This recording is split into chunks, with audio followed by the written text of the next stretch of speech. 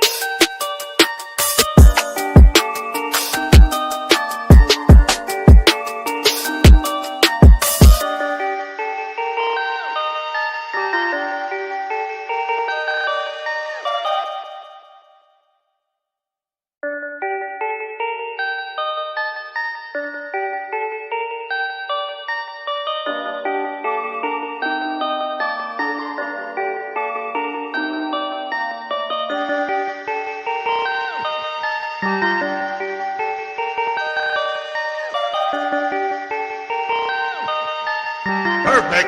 Perfect. Perfect.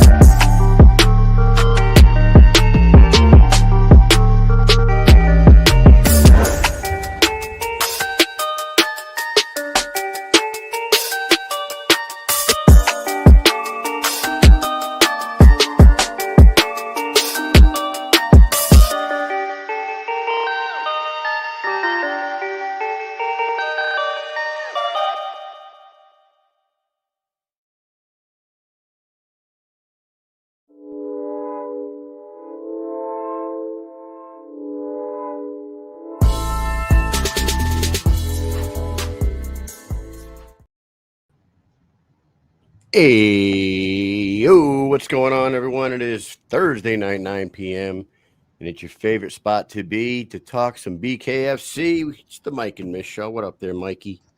Yo, what is up, Kyle? And what is up, everybody in the chat? You guys are already going off. I love to see it. You love to see it. You know what I love to tell you, Mike, because I know this is going to fucking chap your ass real quick. Oh, man. Chapped right off the rip. Let's see. Your microphone sounds either off. Oh, okay. I got you. Watch this. Watch pro stuff happening right now. Remember I was telling you they changed my microphone? They changed everything here. Yep. We're going to get you sounding right so we can talk to some people tonight.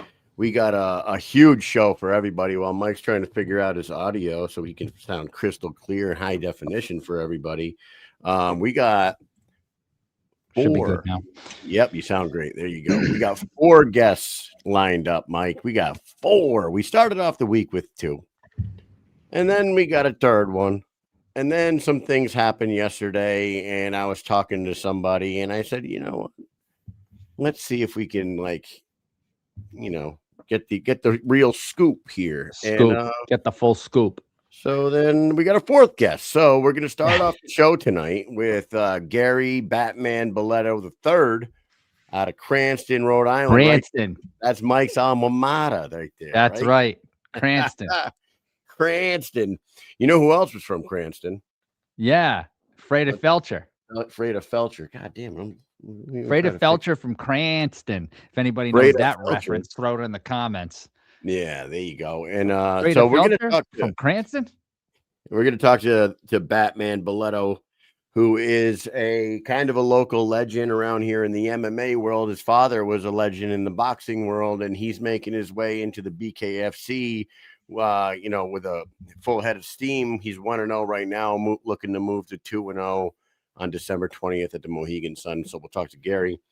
Then we got the wild man, Slippery Pete. Peter Barrett's going to come on here. Yeah. I was actually wearing the slippery... I thought you were going to bring it back with you. No, I wanted to wear the full blast shirt tonight. So earlier today, if you guys haven't seen it, Slippery Pete had these fantastic, they look like Pabst Blue Ribbon t-shirts, but it said Slippery Pete. And dude, it's a fantastic shirt. I wore it today. I was wearing it all day, but we're going to talk to Slippery Pete. He's looking to go to 2-0 at BKFC Fight Night, Mohegan Sun as well, December 20th. Then when we finish with Pete, we're going to talk to the lovely Crystal Van Wyk, who is going to be fighting Gabrielle Roman on that same December 20th card. It's going to be amazing in the arena that night. I cannot wait to be there live like we always are. Oh, yeah. And then we're going to finish out the show with a well-known name in the combat sports world who happened to hit the news again yesterday. Yep. So we're going to get Jessica Evil Eye to come on here and talk about what went down in the past 24 hours that affected her record with the BKFC. So if everybody knows what I'm talking about, that's fine. If not, you'll find out when we talk to Jessica I. And we're going to give away a 1 of 4. Only 4 of these plaques are made in the world, in the whole world, Mike. In the whole world. 4 plaques were made by the great Russ Maxim of BKFC Extreme fan page. Russ made 4 of those plaques, and he got all 4 of them signed by every single fighter that was on the BKFC 85 card. And we're going to give one of those away tonight to one of the viewers that can answer a trivia question later on tonight. Beautiful. Pretty fucking insane, right? Yeah, it looks great. I love it. Can't wait for that. Can't wait to talk to all these guests. What do you say we shout out? Let's do our shout out to our sponsor real fast.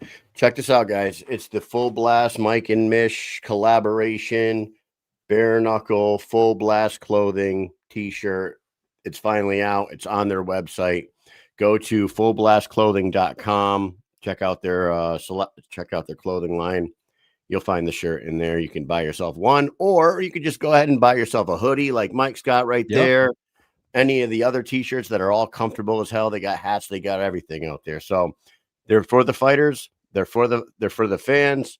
They live their life full steam ahead, hold nothing back in the ring or in life. It is full blast all the way. thank you to our sponsor, Full Blast. Go give them a follow at Full Blast Clothing on Instagram as well. Let's get Gary on here, Mike. What do you say? What do you say? What do you know? What do you say? Let's do it. Everybody stay tuned because when we come back, we will be joined by Gary Balletto Jr. Let's go.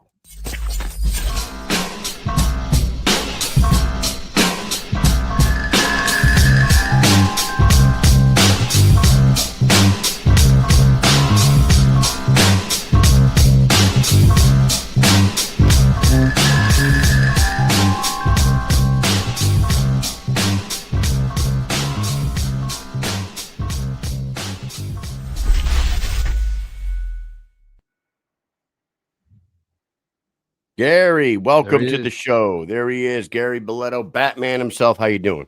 Good, guys. How are you? Very good. Very Doing good. great. Doing great. We're happy to get you on here. We're happy BKFC is coming back to Mohegan Sun. It looks like they're making a home of that place Love it. nowadays. I don't know if you even knew. Did you even know they're coming back the very next month after you guys fight? 2 months in a row. I heard. It's awesome. It's a great venue to be doing it at. And it's convenient for me. I'm pretty close by. Yeah. What do you about an hour, right? Yeah, Rhode Island. Yeah. So Mike, you know that. I don't know if you knew this, Gary, but Mike is from Cranston. Yes, I am. Grew up Oh, in no Cranston. way, huh? Yep. I live in Rhode Island. I live in Coventry. That's where I am right now. And Yeah, great Tyler spot. and I, grew up in Cranston. Went to Cranston East and Cranston West. So get the whole Look at shebang. that. Yeah. You're See? from Cranston. Cranston. We were saying, Cranston. We put this trivia question out here earlier. I don't know if anybody got it in the chat, but Freda Felcher from Cranston.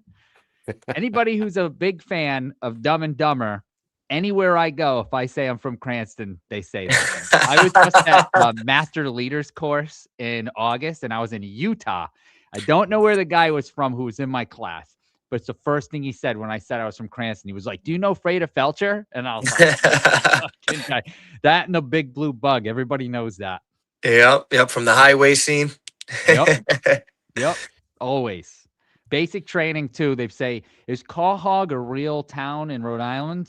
That was another question I got when I was in basic training. Yeah. But Kyle and I are both in the Army still serving. So yeah. Nice. Yep, get a lot of questions when I travel around about Rhode Island. It's a good spot. A lot of good Ocean fighters State, come out of it. baby. Yeah. So Gary, you come from a fighting family. Your dad was a boxing legend in Rhode Island, and everybody knows the story there. And then you picked up the legacy and ran with it.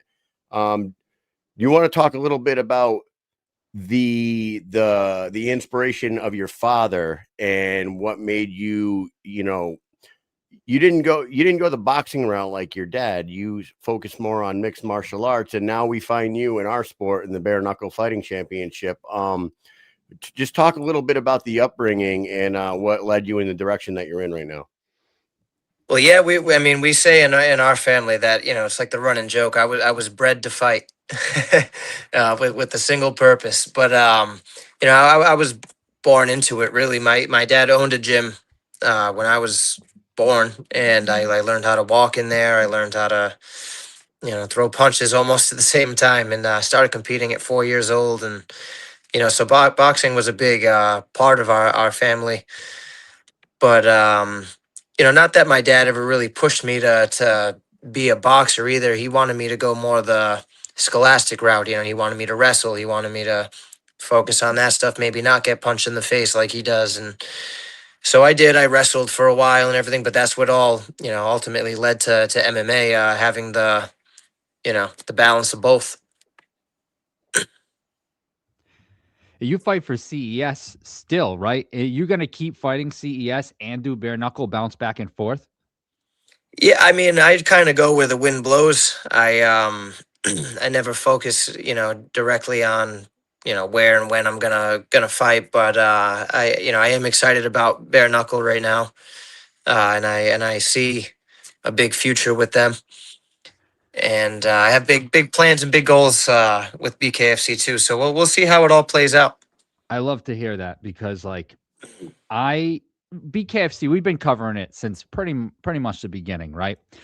And what we love to see is younger fighters getting into bare knuckle and wanting to stick with it rather than come in onesie twosie and then they're gone. You know what I mean? Because there's been a lot of those. There have been a fair amount of people that stick around, and you see it because they fight their way up the ranks, and a lot of them are champs now. The ones with the most fights, ironically, they're all champs because they've been fighting for a while there. I do have a question though about CES, because I don't know if you are or if you have to let go of the belt. And that's kind of my question is, you are the welterweight and the middleweight champ. Are you simultaneous right now? Do you have to like give the belts up to fight in BKFC? Like, how does that work? Yeah, I mean, I'm still holding on to it for now, but as new contenders, rise, and if I don't want to answer the call because I'm busy elsewhere, then I can make that call. Um, Jimmy Birchfield over with CES, they've been great to me my whole career. Created a lot of opportunity for me, and and we love working together. So anytime they call and I want to do something, so it's always magical. But I think I've done all I can really do there for the most part. So the new adventure is BKFC. I love that. You know that when Mike and I came back from deployment in 2013, right, Mike? Yeah. When we went to a CES event.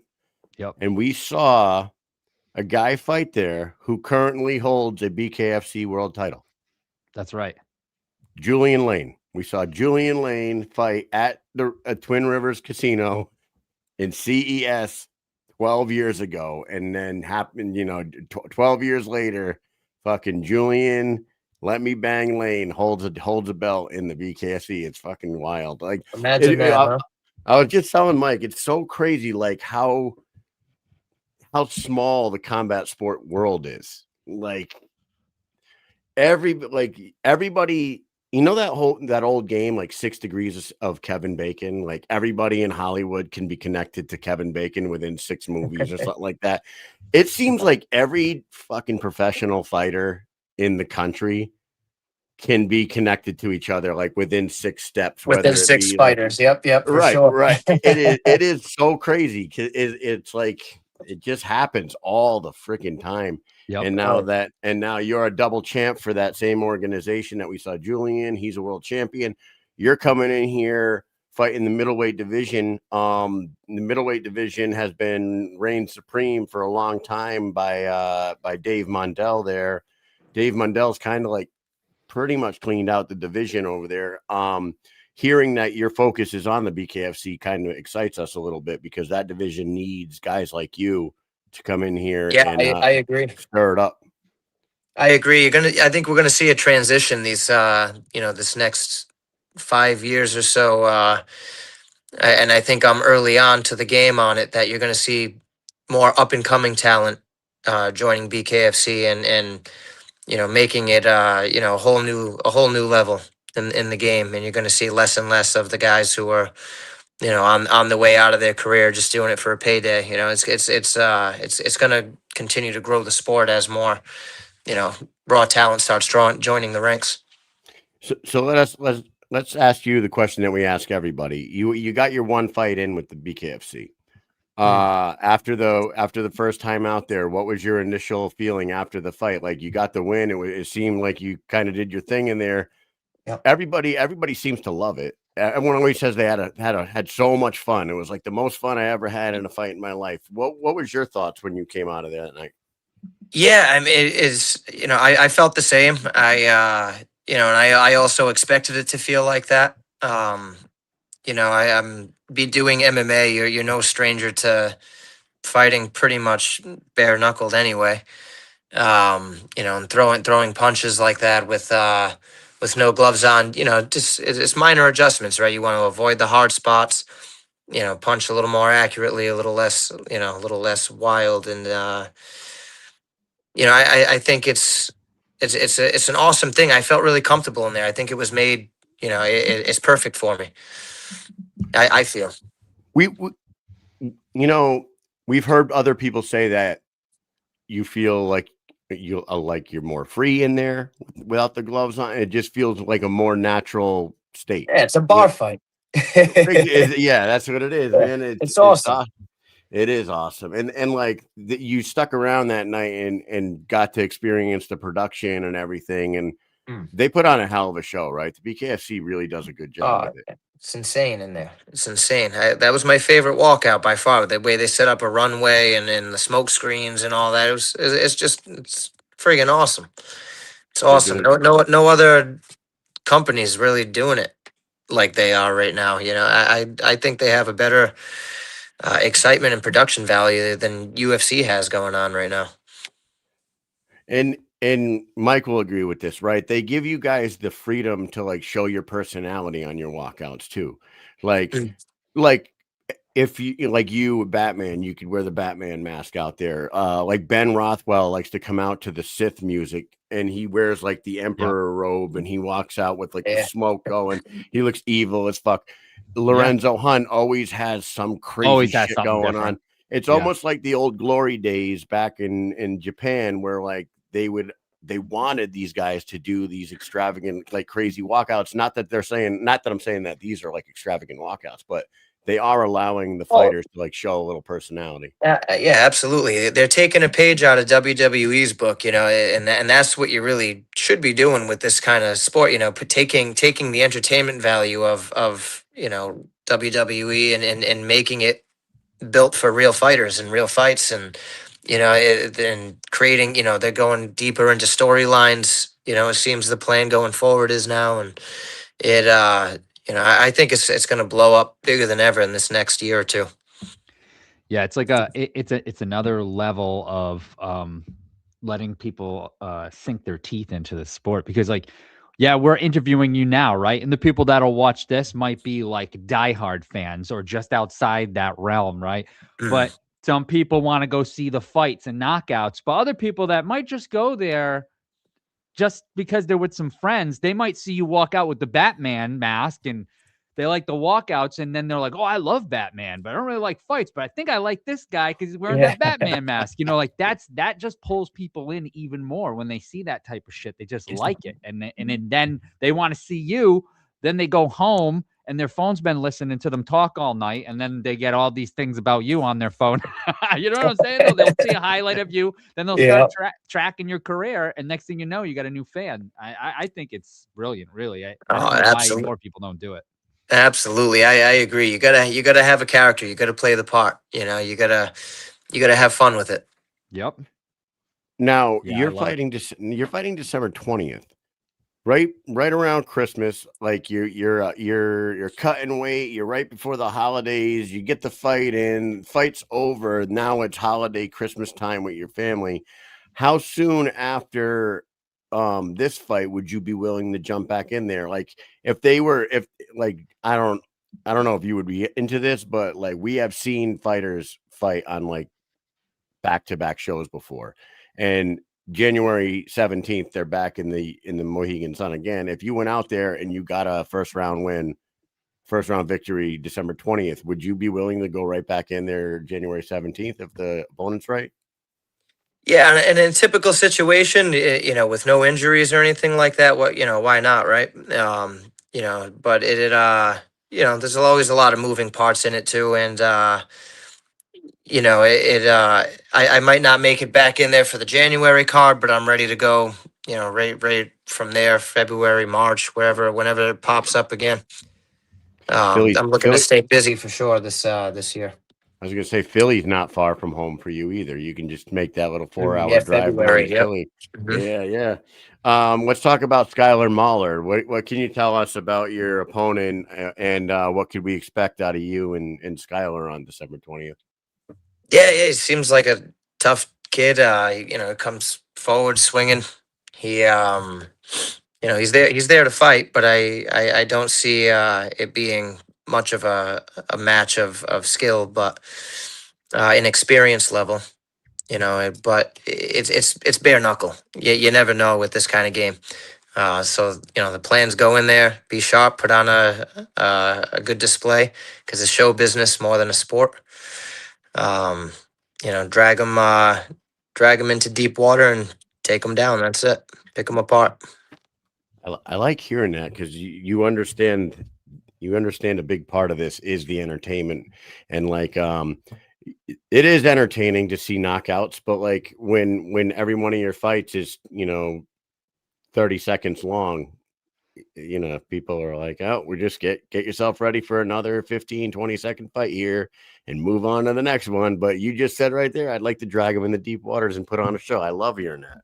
Yeah, you gotta play, you gotta have fun, right? Because if you're not having fun, the crowd's not having fun. Yep. Do you want to know something about your last show, the last event? Mike and I were there doing our thing. I think we talked to you that night, actually. Yep. We like Mike just said, we're still full time in the military, but we work full time for the Connecticut Guard. So we work right in the state of Connecticut in uniform every day. And we got this general, man. This general is like, yes, not the kind of guy you would ever think would be into something like this. He's like the nicest guy in the world. And all of a sudden I get a text message on my phone, and it's from this 1-star general. And he says, hey, are you in the arena tonight with the bare knuckle fighting championship? I said, yes, I am. Are you here? He said, no, my wife and I came to see a show in the Lions Den. What's the Wolf's Den? The Wolf's Den. Yes, the Wolf's Den. He says, but the show is canceled or something. So I'm thinking about getting a couple tickets and coming in. I said, get some tickets and come in, and then tell me what seat you're in. So I go see this guy. We wait until 4 or 5 fights into the show, and then we go find the general and his wife. This dude could not be more fucking excited. He was like, hell yeah. He was like, yeah. He's like, Mish, this is the coolest thing I've ever seen in my entire life. And he points at his wife and he goes, and she would never be into something like this. And she's having a good time too. And she's looking at me. She's like, wow, I didn't know what to expect. I go get Mike 3-4 fights later. We go back and see him again. He was like the biggest fan ever. He was like, you gotta tell me when you come back. It's like you said earlier, they put on a show, right? The violence is spectacular. The blood, it's visceral. And it really, all you got to do is see it once live. And then you're like hooked on this shit. And a person like you, all you got to do it once live. There's something so simplistic about it that's so captivating, right? It's not overly complicated with all these, styles and rules and the grappling end of it, like MMA and all that. It's it's 2 guys just throwing fists or women, whoever's fighting, and it's very, very simple to grasp, and it's just explosive, quick, fun entertainment. And it ties into just how entertainment is as a whole now. Every attention's very short. People scroll through and, reels are 10 seconds long because that's about how long you'll hold somebody. Yep. And these fights, they just go. They're boom, boom, boom, one after another. So you don't, like a regular boxing show, right? You watch an 8-round fight, you're kind of over it after the first couple rounds. When you see they're kind of just poking at each other, trying to get some points. This show is it's just nonstop action and highlights. It's just go, go, go. And I think because of that, it's hitting the right format at the right time. It's gonna explode. Absolutely. And they got the right people on board now. And like, love him or hate him, getting Conor McGregor on board was a huge thing. Like anything Conor puts his stamp on, it blows up. And that was a big turning point for them. So 2026 is only going to get bigger. We love it, man. And we hope you have like the best fight of your life right before Christmas. What better way to head into the holidays than with a big win, right? Oh, hell yeah. That's the plan. That's the plan. Before we wrap up with you, we want to hit you with a couple. We used to do like speed rounds, and we haven't done them in a long time, but it is close to Christmas here, and everybody kind of loves Christmas. Look at fucking Mike's background over here. Tell me this. Tell me that Hallmark background right there does not get you in the holiday Look spirit. at You this. know, Look at this You thing. know, I'm feeling very festive after paying attention to that now. Very nice. Very nice. I'm glad to hear it. yeah. So we're gonna just hit you with a couple Christmas questions because we always wonder about you, about everyone. So let's tell us this: what is a Christmas tradition you and your family or you and your friends do each year at Christmas? Is there something special that you guys do specific to Well, you? you know, my wife and I, we have two kids. We open the presents from Santa and all that good stuff, and then we all wear matching pajamas. It's a must thing, right? Yep. Yeah. And we hang around all day. We eat. We play with the kids with their new toys, and that's pretty much how our Christmas goes each The year now. matching pajamas. There we used to have this. I used to go over to my cousin Kaylee's house, and well, she was my second cousin, so I don't know what her dad would be to me. But anyway, her dad, we would go to his house. This is like now later in our in our late teens. We would be stupid later teen kids. And we would go to Kaylee's house. Everybody would drink way too much fucking booze illegally, and we would sit in Jimmy's living room, and Jimmy would read us that 'Twas the Night Before Christmas at like 17, 18 years old, shit faced. And that became like a every year that came like an every year thing from like 17, 18, 19, 20. We're all like, we got to get to Kaylee's house at some point. It's Christmas Eve. We got to get over. And then we'd all sit Indian style, and Jimmy would fucking read us 'Twas the Night Before Christmas. And like people would start heckling him from the living room floor, and he'd be like, shut the fuck up. You want to hear the story or not? You want to hear the story? Shut up. Yeah, love that. Love that. I was tradition. gonna ask if he knows if everybody realizes how drunk he is, because I mean we have our tricks too. We gotta have the gummies on standby. It makes it all more fun, right? It calms everybody down a little bit too. Yeah, that's right. All right, here's our next one. Go ahead, Mike. All right. What is your favorite Christmas movie, and what Christmas movie do you hate?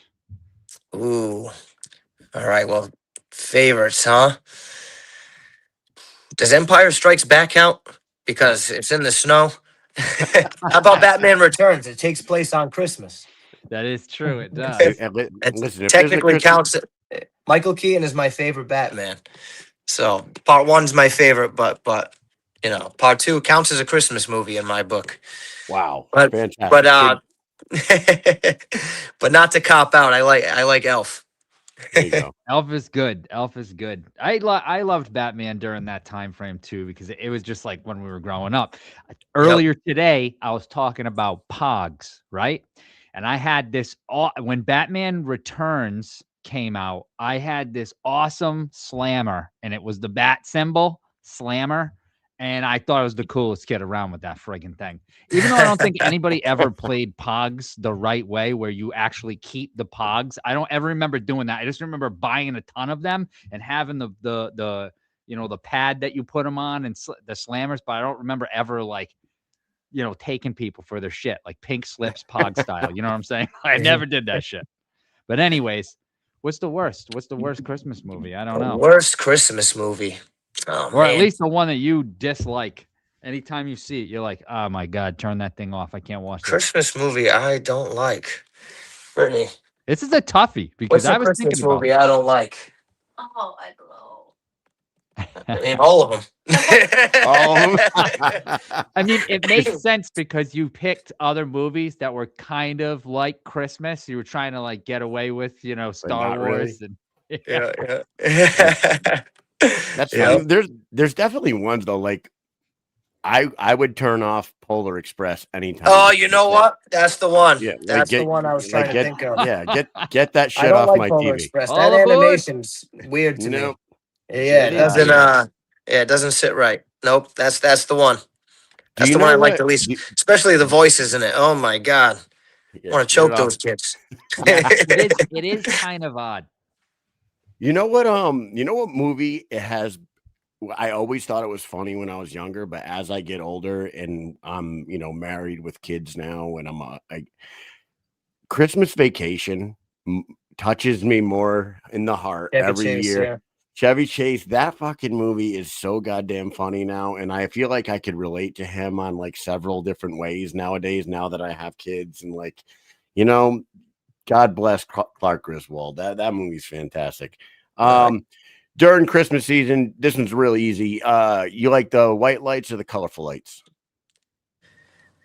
I like the colorful ones. I know they're gaudy. Not everybody likes them. Not everybody's cup of tea, but I like them. It reminds me of what I it was more popular growing up in the late '90s, early 2000s. Those lights were everywhere. The gaudy colored lights. And the white ones started getting big and popular, but they looked too plain. It Right. didn't have that same Christmas explosion feeling. It's too subtle.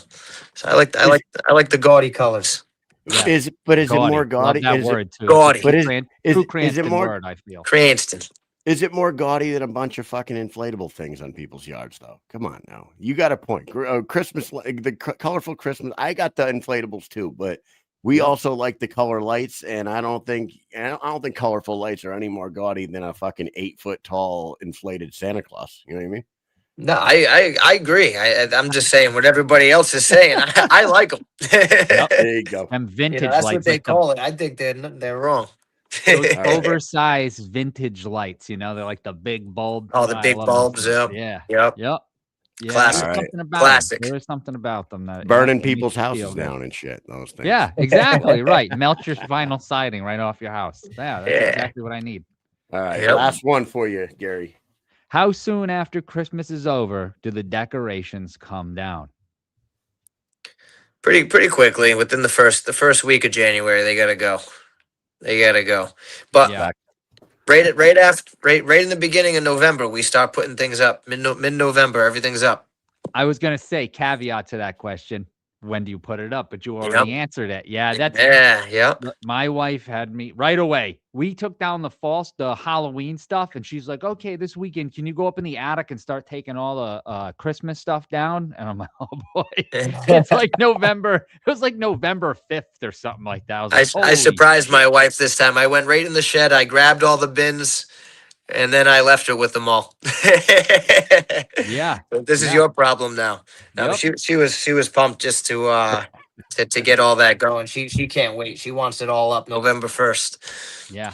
Yep. That's exactly how it is here, and that's why you see this background because it's up. So I got to use it. It's a beautiful Gotta use it background. all. Enjoy it. Thanks. Dude, that's really his basement. That is not that's is. no It's not a fake Hallmark, bud. background. That is legit. You walk down in Mike's You wa- basement. You want to see a crazy basement? Sure. Yes. I muted there for a second. The desk area. Oh, nice. All right. Got What's the over there? What Batman- is all the what is over Batman there? mural? It's made out of Legos, right? Oh, sick. Cool. Then during the pandemic, we got really big into Legos. Are those the minifigs over there? Yep, those are minifigs all in like cases from. So let me Batman. guess. You go to the place that's next to where Smashburger used to be, and you probably go there all the time, huh? They opened up a new one on Bald Hill on Road. Bald Hill, yeah. Yeah. I've been in there. Yep, I've been in there. It's a good spot. And we got the big Batman standing in the corner. Oh wow, yeah. You got look at this setup. Yo, your here. basement's yeah. fucking We got a- sick, man. Look at all the buildings. Oh, I'm jealous now. This is yep. This is awesome. Holy shit, that is awesome. Insane, right? Lord of the That is- Rings.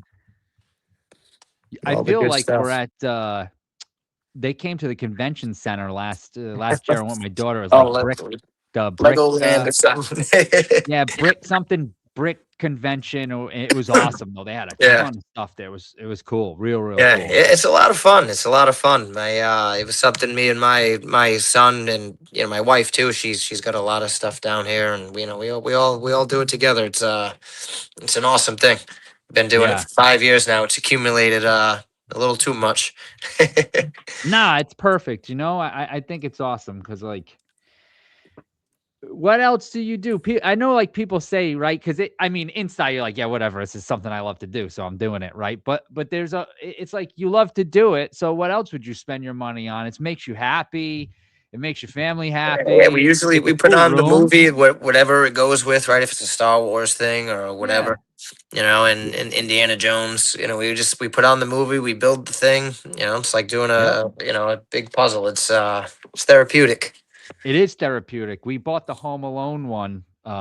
Actually, for my birthday, my family was like, "Oh, we've got the Home Alone house, that big one." And Yep, it's so yep. cool because it's got Yeah, we every built little it. thing.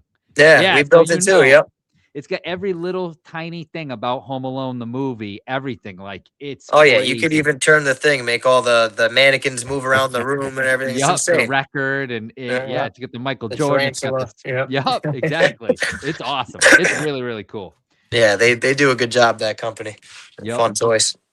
Good That is stuff. great, man. Good stuff. For sure. And your basement, my 14-year-old kid is a huge Lego kid, and he's the only, like, I could never imagine being like him at from like 8 years old till now. Sit down at a table with like a 3,000 piece set and finish it in like 6 hours. And I'm like, man, It takes dedication.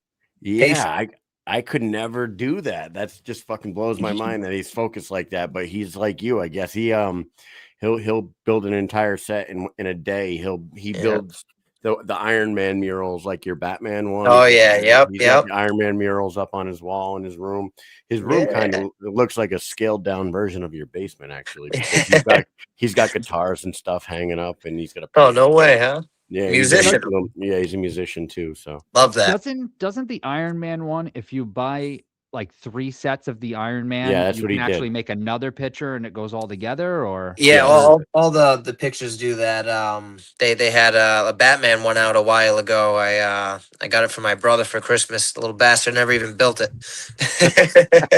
But if you bought 3 of them, you can make one big tall, picture or something. It's cool. They come up with all kinds of options with these. it's awesome. did I'm you take actually it sad back? that my kid Did you gets that take it out. back from your brother? I want Yeah, to. you should confiscate it. Yeah, just go take it from him. I don't think he can stop you, Gary. Let's go. No, you can't. All right, man. Well, hey, we're really excited to see you December 20th. Everybody should be tuned in when he fights Skyler Mauller. Am I saying his last name is Mauller? How you I say think his it's name? Mauller. Yeah. I mean, What a name it's a to pretty have. badass name, right? Yeah, I was gonna say Yeah, what a name. Mauller. What a name to have to be a professional bare knuckle fighter. The Skyler Mauller. I don't. Yeah. Oh, sorry, that's not it. That's Pete Barrett Right yeah. here. Yeah, I clicked on the wrong. Yeah. So there it The is. face tattoo and everything. This guy's not playing around. Yes. My question would be, what does that say? I'm gonna ask Chat GPT later what that says on his forehead. I'm curious. Yeah. What is it, like Asian writing or something? Yeah, Can't see it from yeah. there. It's like a Chinese symbol or something like that. Yeah, I wonder what it means. Teriyaki. Must mean something Probably very not what he intended. Well, that's the thing. Like, I'm gonna look it up and it mean like something crazy. And it's like, well, I thought it was this other thing, right? No, it must be Mike. something very important. When we meet him on December 20th, when Yeah. we go to talk to him, just pull your phone out with Google Translate and point it right at his forehead. And then when he asks you like, what the fuck are you doing? Be like, just hold still, please. Hold still. Hold on. Looks like you're Only ordering 1 a General Tso's chicken number 9. I'd die if that's what it was, something like that. It's Oh his my Chinese restaurant order at his favorite place. That's what it is. Yeah, I don't trust these tattoo artists with that kind of stuff. You never know. Any final words for everyone that's going to be tuning in December 20th? Yeah, it's going to be an awesome show. I mean, not just me. There's so many awesome fighters on there, like Peter Barrett and the rest of the card. It's the sport's up and coming right now. Now's the time to pay attention, get on board, and see what everything's going to unfold to be in the next year. There it is. Everybody, do not miss this one. And if you're in the New England area, I'm telling you, he said it earlier tonight in this interview. Mohegan Sun Arena is a phenomenal place to go see combat sports, whether it's boxing or MMA or Bellator or BKFC, whatever. That arena is perfect for for combat sports. So if you're in the area, if you're within a couple hour drive and you want to see the most exciting sport in the world, these guys are going to put on a show in one of the best arenas to see a fucking live show. A lot of historical fights there. Hell yeah. Get your asses there, man, for sure. Thank you so much for coming on here. Mike, you got anything else for Gary? Hey, long live Cranston, baby. Long live Cranston, the epicenter of the earth. That's right. 9 days, and the fights are on. I cannot wait. Little pre-Christmas present there, and then we'll do the old after party at Tom's Watch Bar. So we're gonna chase down Lloyd Christmas. Yes. So yeah, we'll see you, and then hopefully we'll see you at the after party as well. But until then, take care, be safe, and everybody else, stay tuned, because when we come back, we'll be joined by Crystal Van Wyk. Take it easy, man. Thanks so much, guys. Later, Gary. Take it easy.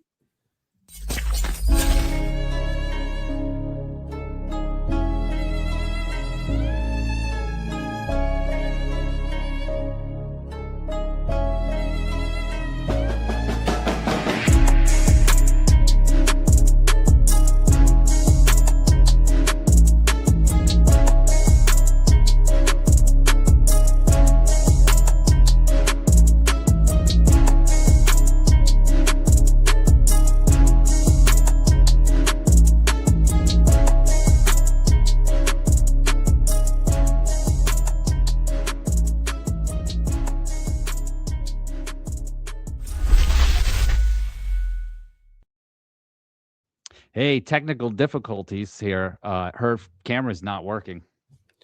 Oh, yeah. Well, she just went out. Hopefully she comes back in. I kicked her out. I kicked her out because I can't add her. Cannot add her because the camera was not working. So well, I just texted her. I just texted her management team. Top-notch team, by the way, Storm Management. We do love these guys. Yeah. So I just texted them, tell Crystal, put her camera on. Awesome dude, Gary Blood. To do that fucking basement is insane. Now I want to get a tour of his house. I know, me too. And hey, here's the cool thing. Maybe one day we'll be able to. We're just inviting ourselves over there now. he literally that shit was crazy. Probably lives 20 minutes from you.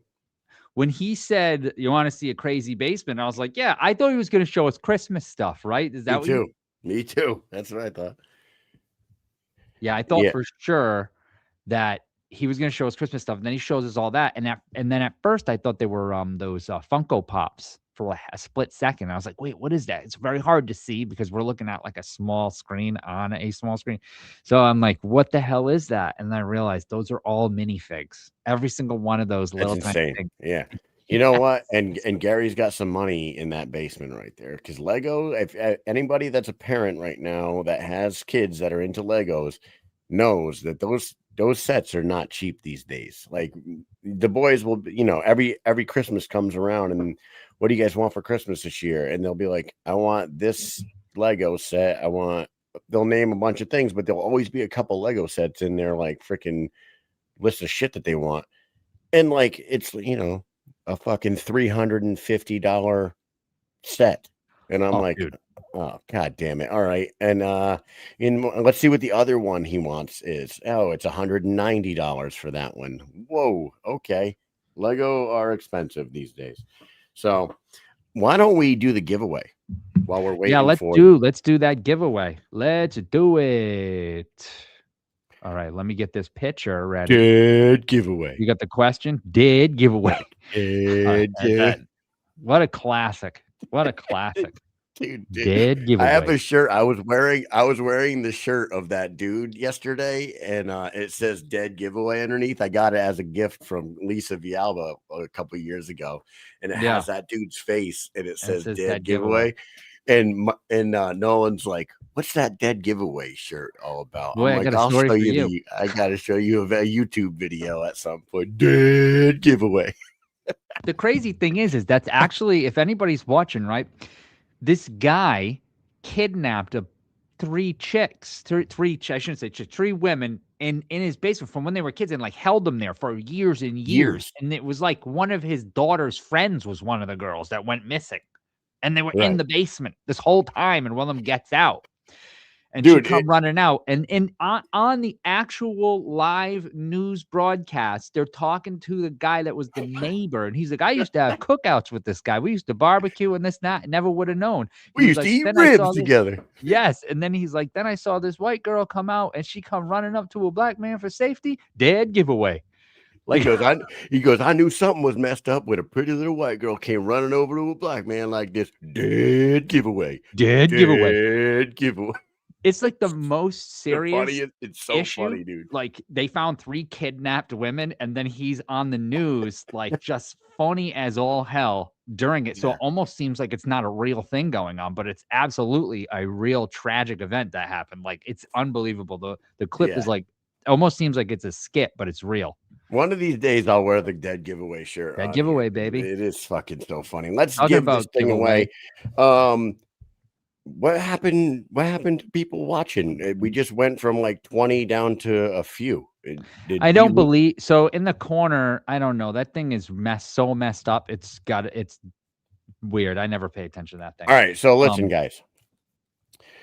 We have this incredible plaque.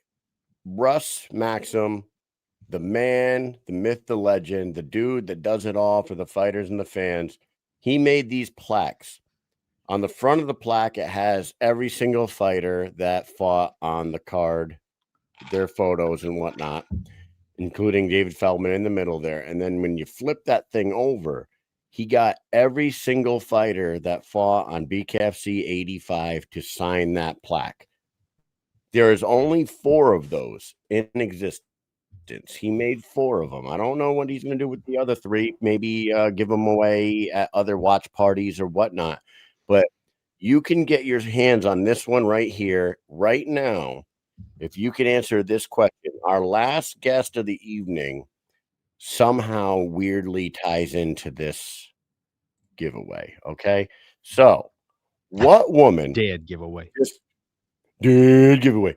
What woman now on the BKFC roster did Jessica I beat in her last fight before debuting with the UFC? Okay. So, Jessica I beat a woman that is now on the BKFC roster right before she made her UFC debut. Who is it? Say it in the comments and win that. Oh, I'm looking. I'm waiting. The answer, no, the answer is I'm still Yep. waiting. The answer is not steroids. Wrong. That one's wrong. Aspen Lad's it's wrong. not. It is not Aspen Ladd. That's a good guess, but not Yep, Aspen that's a Ladd. good guess. Boom! Right there. Oh, snap. That is one of the Cali boys. By the way, shout out, Let's Go Boy. Check that out. Right there, Cali boys. Falcon 09 with the freaking pull. Karina Dom was Jessica I's last fight before she debuted with the UFC. With the UFC, back yeah. with the UFC, and I'm going to put up the answer Way right back. here. So good for you, Falcon 09. Karina Dom via unanimous decision at NAAFS Fight Night in the Flats 9 on June 1st, 2013. And now they are Damn. both fighting on this. And just a fun fact, I'm going to throw this out there. NAAFS stands for North American Allied Fight Series. And there happens to be 2 current BKFC world champions that have fought for that organization, Mike. Yes. I just want to say, Crystal, we see you in the green room. We'll be getting you in 1 second, just giving away this prize. But yeah, and you very want, cool. This is a tidbit of information for everyone. That organization, North American Allied Fight Series, is located in Ohio. Shout out Jay Davis. Ben Rothwell and Julian Lane both fought for that organization. They both hold world titles for the BKFC right now. That is just a factoid that you all have in your brain now. And we're going to go ahead and get that plaque sent to Falcon 09. Cali boy, shout out, Let's Go Boy. And let's go ahead and bring on our next guest of the evening, Mike. What do you say? I'm going to replay the intro. Let's go.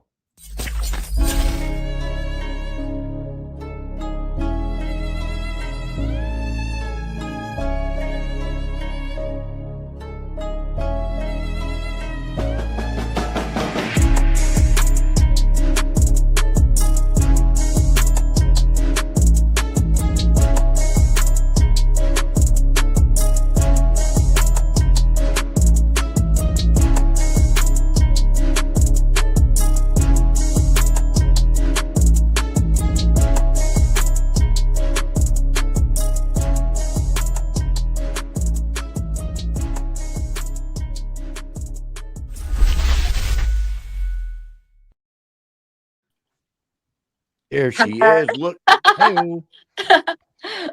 look at you, Crystal. You have a nice Christmas background, just like Yes. Michael does. Beautiful. Thank you.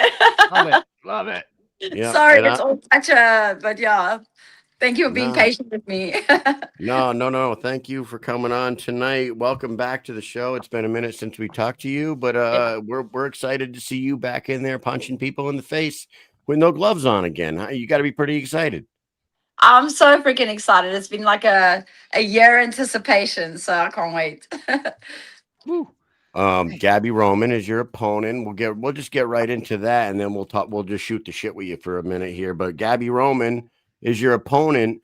Is this a name that, like, did you ask for, or because I know that you have had a few fights come up but then fall off, and I think you were booked to fight Jenny Savage, and that didn't happen, right?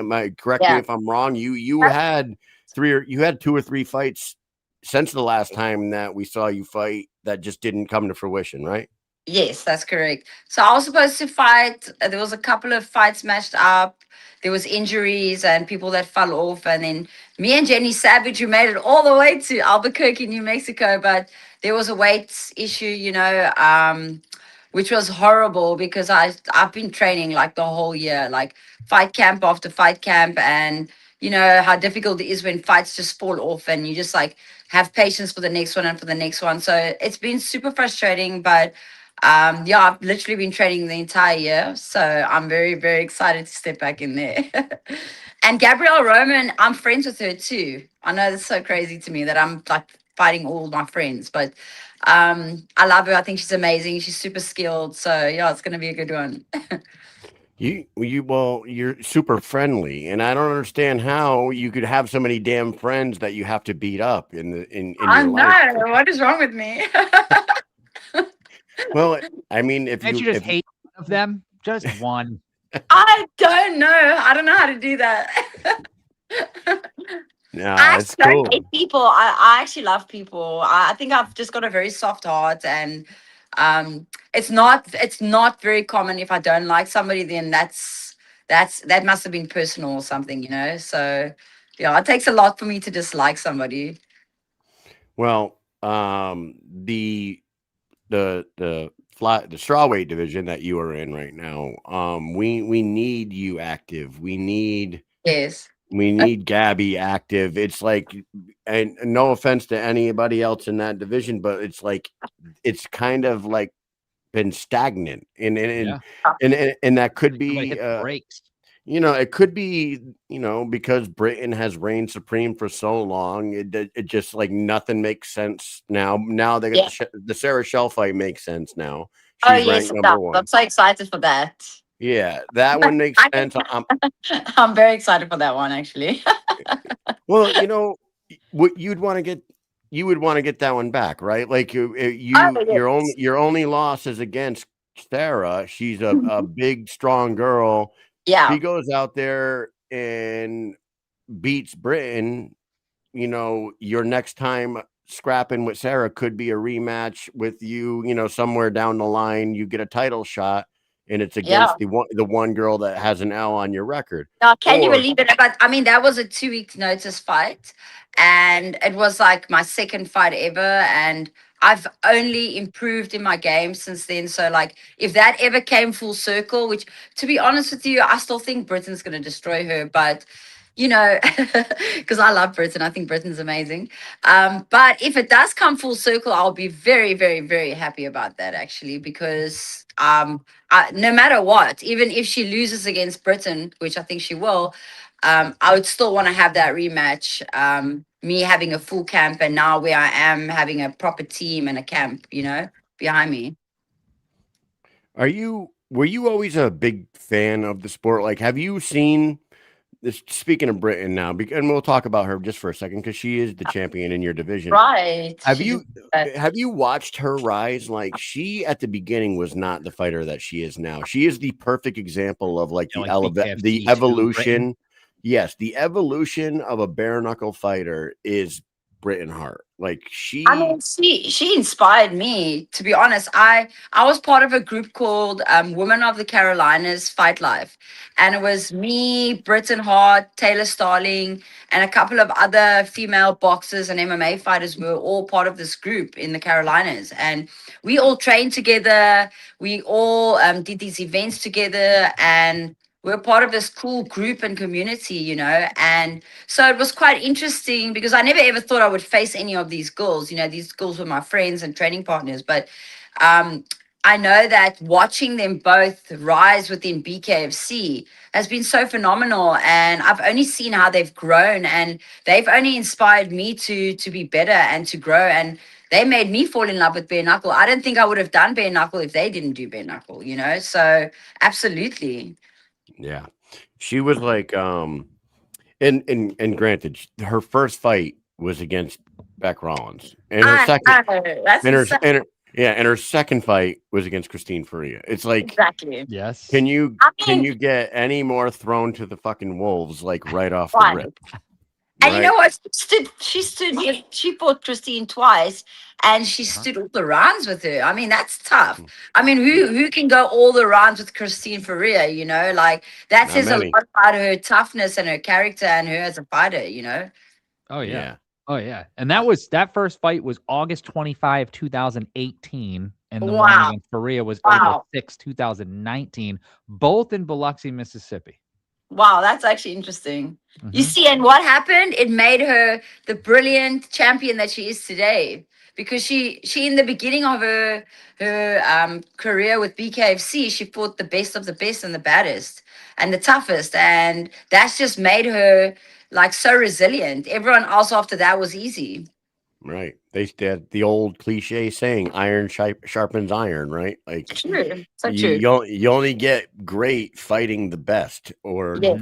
challenging yourself against the best, you know? So it's, Agreed. it's awesome. And now and like you said, with you're going to go in there against Gabby. Now, Gabby Roman has one of the weirdest records in the BKFC because she's a very good fighter, but she has losses, but she also is a small girl that fought at 145 pounds. And then she was going to fight at 115, but then took a fight at like 125 pounds, and then was going to fight at 115 and then fought at like 130 pounds and then went back down. And it's like, we never really get to see full blown 115 pound straw weight Gabby Roman. That's it. So True, very true.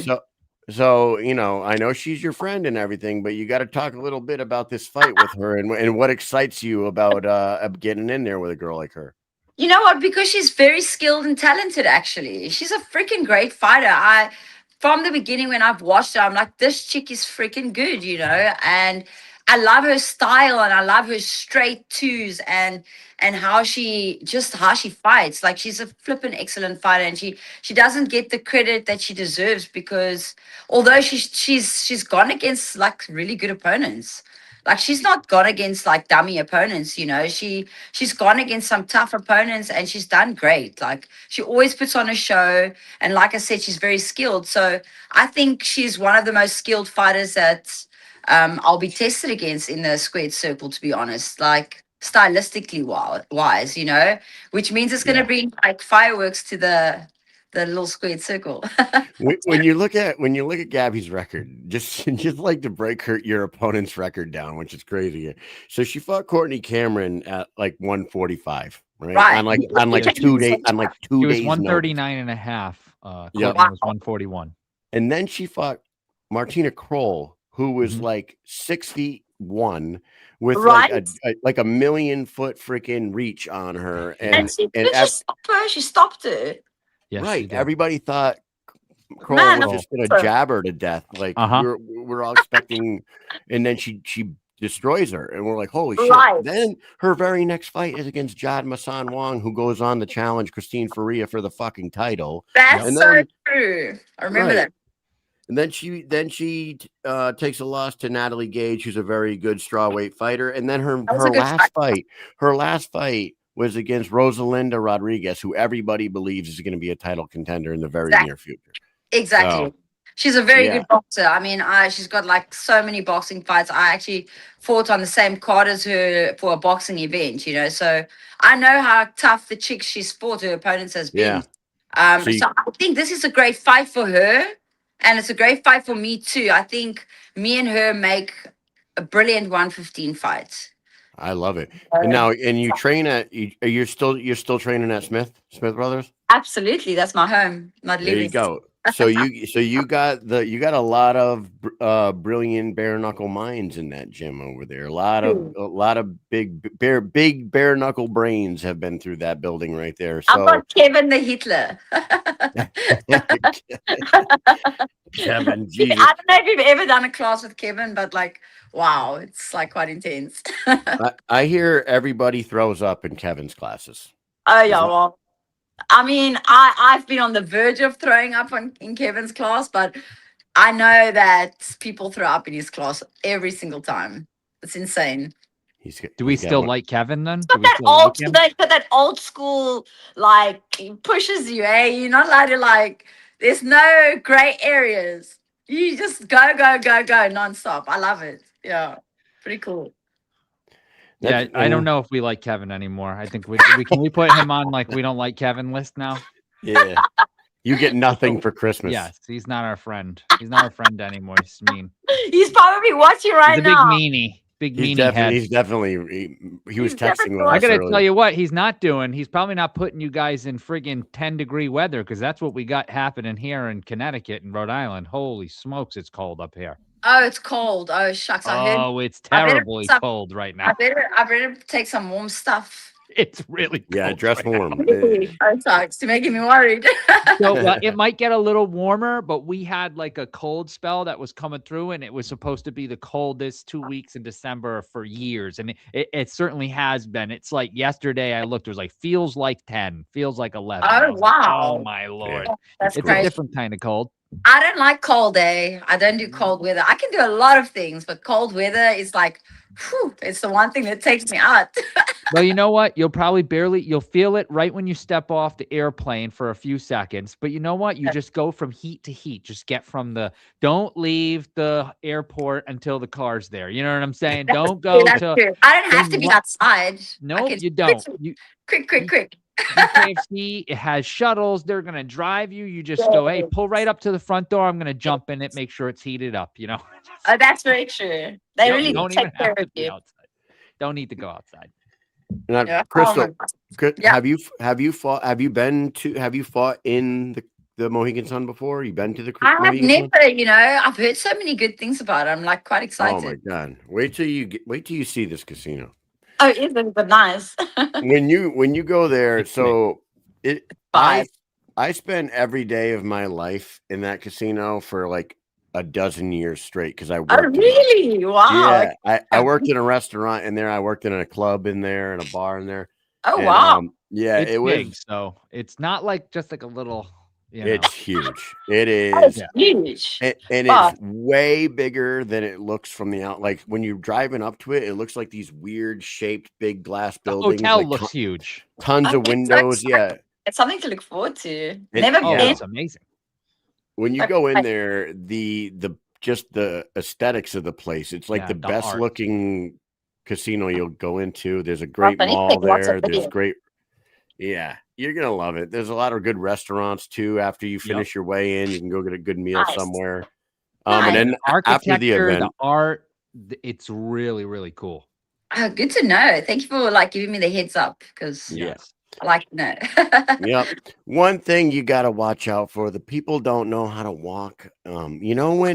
Like when you're walking through the fucking casino, and like a normal person, like you stay to the right, and then Or anywhere. if you're going that way, I'll stay to the right, and you stay to the left, and you go that way.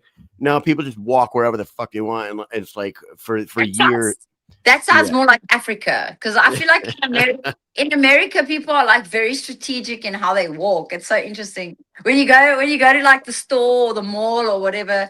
Then like if you just like a certain amount of width from somebody, they're like, "Excuse me" or whatever. But in Africa, you get people and they're all squashed up against each other and they just like they don't care. Like everybody just does what they want. So I think I'll be used to that. Yeah. Feel right at home. You know Oh, what? You okay. get used to stiff arming people in the Mohegan Sun Casino. You just fucking just grab Oh, them right God. by the head and move them out of the way. It's great. Oh, You're gonna love it. Take a lot of videos and pictures. You guys will have a blast I there. will. The Make- We arena throw an is after great. party there as well. So Oh, Right. really? I mean, if I don't know, I can't say this because I know that I'm that type of fighter that's never gonna worry about my face. But if I'm not too busted up, I'll definitely be at the after party. you'll be there. You'll No, be just there. come to the I after like A lot party of people anyway. go. glasses or sunglasses or something, and I'll. Yeah, get some. Yeah, you'll look great either way. People love people love that shit. They wouldn't Yeah, even they be coming do. to the events. I if they know, didn't but love it. I don't necessarily love that shit. Oh yeah. Well, It's As long the as I can place. see out of my eyes. The place we hold an after party at, it's called Tom's Watch Bar. It's right outside of the arena. You don't have to go anywhere. It's Okay, in fine, the casino. fine. It's on the second floor. You walk right out of the arena and boom, it's on Okay. the second floor. And we'll have that place completely fully loaded, 300 something people in there at all times. And Okay, yeah, last time it was cool I'm because doing Parker, it. I'm doing it no matter what. Parker Porter was there, who's going to be on this card. Obviously, he's going to Oh, be the main cool. event. He Cool, was yeah. there, and Josh Watson, among with Nice. Cito, a bunch of fighters, and they were doing autographs and pictures and like the whole time. It's Oh, so much that's fun. cool. It's a lot of fun. People love it. You'll have fun. Okay, fine. I like fun. I'm fun. Yeah, you'll have There fun. you You'll go. love it. That's awesome. We'll Well, make it fun. We make it fun anyway. so, Yes, we are the fun, you know? Yes. Yes. Cool. we will. Sounds like a Mike and I plan. will be there because it's our home. It's kind of like our home turf. So we'll I'm be so there. excited to meet you guys in person, you know? Yeah, we're all right. Yeah, I'm only 4'2", so Oh, you'll see really? when you meet me. Oh, Yeah, I'm really? just very, very sure. I'm shorter than every single person. Hey, in the I'm whole- very short I'm too. just, I'm just we'll kidding. see. I'm just kidding. But, you know, when you meet people, I always think people are going to be massive. I don't know why. It's just in the brain. I don't know if it's a human brain thing. Like when you watch True. TV and you And see when you people, see them, they're like smaller. even though like I watch it, I see the stats. I know how big people are. I see the Yeah. heavyweights, and then I see the flyweights come out. But for some reason, like the flyweights, when I meet them, they could be 6'2". Why would I ever think Literally. that? But I assume I go, wow, they're a lot shorter than I thought they were going to be. Yeah, of course, it's 125 pounds, like 5'5". Like what? That's What true. did I expect? Yeah, what were you thinking? Yeah, it's weird. I don't know why. Until I don't know. you run into someone like Ben Rothwell, and then you're like, oh, Oh. you're as big as I thought you were. Oh, Gosh, that guy's I'll be like, hey. Yeah. huge. When Mike and I, dude, when I felt that way about John Jones, when we met John Jones down in Albuquerque, Mike, he's a massive dude. Like Is he? John Jones. I've never met him. I'd love to meet Oh him. my God, he's a huge guy. Like Yeah, but John, the crowd he was with, he was like the smallest guy there. yeah, that is true. He was the smallest of his group because he was with his brothers and all their NFL football friends. So they're like so all, giants. yeah, Giant. they're all like 6'6" and 350 What? pounds. Yeah. they're Wow. all Wow. NFL. Yeah. He has 3 brothers that all played in the NFL. So Oh, that's really cool. I really want to meet John Jones one day. One day, Yeah. hopefully. well, Crystal, we will see you at the weigh-ins next Yeah. Friday. I'll see you there. We'll get together. We'll do an interview in person. Do you have any final words to everybody that's going to be paying attention? December 20th, Mohegan Sun, when you fight Gabby Roman. Yes, it's gonna be fireworks. Like, if you haven't got a ticket, get a ticket, make a plan, live stream it, get on there. Even all the South Africans that are living in Connecticut and New Jersey and even in freaking America, tune in and watch us because your favorite South African, your only South African female fighter, is gonna be on, and it's gonna be the most awesome action. I'm pretty sure we could get fight of the night because me and her are definitely gonna bring the battle. And I'm super excited. You know, I always like to bring a war. I always like to bring the battle. So I'm excited for it. Tune in, watch, and obviously just want to say thanks to all my sponsors and everybody that's backed me and supported me. Total Nutrition, Jeremy Pitbull, he's one of my sponsors. Fran Haas, Law Group, Flogstar, Smith Brothers, HKA, ProBev, Samaritan's Purse, all these people and everybody that stood behind me for this fight camp. Kevin, it's because I have Kevin on the brain. Just want to say thank you to everybody that's just had my back because it's been quite a rough journey for the last year. But yeah, I could not do it without any of these people. So super grateful. And thank you to both of you. for the interview. Absolutely. No, we had Thank to you. get you on here. And we look forward to this fight. I know you just said it definitely has fight of that night potential. And most of the time when the females are in there, they do tend to like steal the show. So go ahead and have yourself a fun time at Mohegan Sun, and we'll see you next Friday. Mike, you got anything else for Crystal Van Wyk? I was gonna just say that and just keep reiterating, because if you're not there, be square, as they say. Here it is, Mohegan Sun, December 20th, and they're coming back on the 17th of January, which is awesome, and I cannot wait. This is great. And guess what? Soon thereafter follows is the Knucklemania 6 in Philly, which is just kind of right up the road. Right up the road, I say, but it's really like a 4.5-hour drive. But hey, that's right up the road to me. I agree. We should go to Crystal, all of them. Yes, I'm going, and I'm excited to meet you guys. We'll talk when I'm there. Well, Yes. real quick before we say bye to you, Yes. for as nice and sweet as you are when we talk to you, you really look fucking mad in that poster, like super pissed off. I don't know. Nick. You really Take put a the look mad again. face on for that post. Look Oh, at it. yeah. She's like, I don't know. I don't even know how they got that Killer shot. face. I don't know what I was fuck doing. you, motherfuckers. Yep. You were so mad. Oh my god. Hurry up and take that left-hand know. turn before the light think- turns red, or I'm gonna kill you. Or I'm I gonna That's kill his think you. he face. must have said try to be mad or something. I don't know how I got that. I don't know how I got that shot, but Yeah, they were like, stop smiling, Crystal. Stop smiling. Look Enough mad. is enough. maybe I was really trying to be serious because Yeah. I smiled so much. So it Yeah. could be. You Yep. did it. Hey, Well, you did it. Nothing wrong with that. Thank you so much for coming on here. Yes, Okay, thank you I so think much. you too, too. Appreciate Yep. it. We'll see you in just 9 days. Everybody Yes. else, stay tuned. When we come back, we'll be Bye. joined by Jessica I. Take it See easy. ya, Crystal. Bye.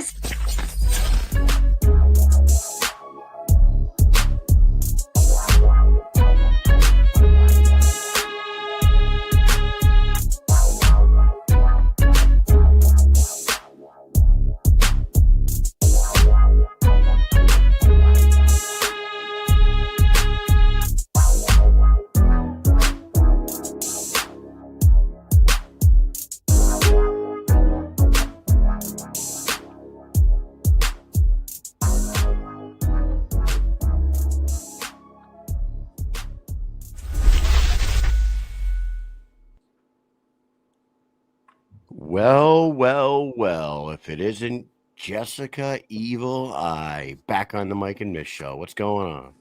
Hey. Can you hear us? You're Maybe clear not. as day. Can you hear us? Can you hear us? I don't think she can. She's like perfect. I almost feel bad that we might have to pull this down because the Hold on. resolution's like perfect. Hold on. She doesn't hear us. You know, I'm going to pull her from the screen real quick. What I'm going to do here. Hold on. Kyle is texting you right now. See if we can get this situated. The beauties of a live show. This is how it goes all the time. If you ride with us, you know this is how it goes. So, perfect resolution on that screen. Really hurts my soul. Yeah. We're going to give it a second. And I just texted her and told her that she's crystal clear as a photo, a visual, but we can't hear her or you can't hear us or whatever. So Yep. give it a second. She'll be right back on. Sweet deal. We got to talk to her because news hit the airways yesterday, and we got the article sent. Let's bring her on now. Go ahead, Mike.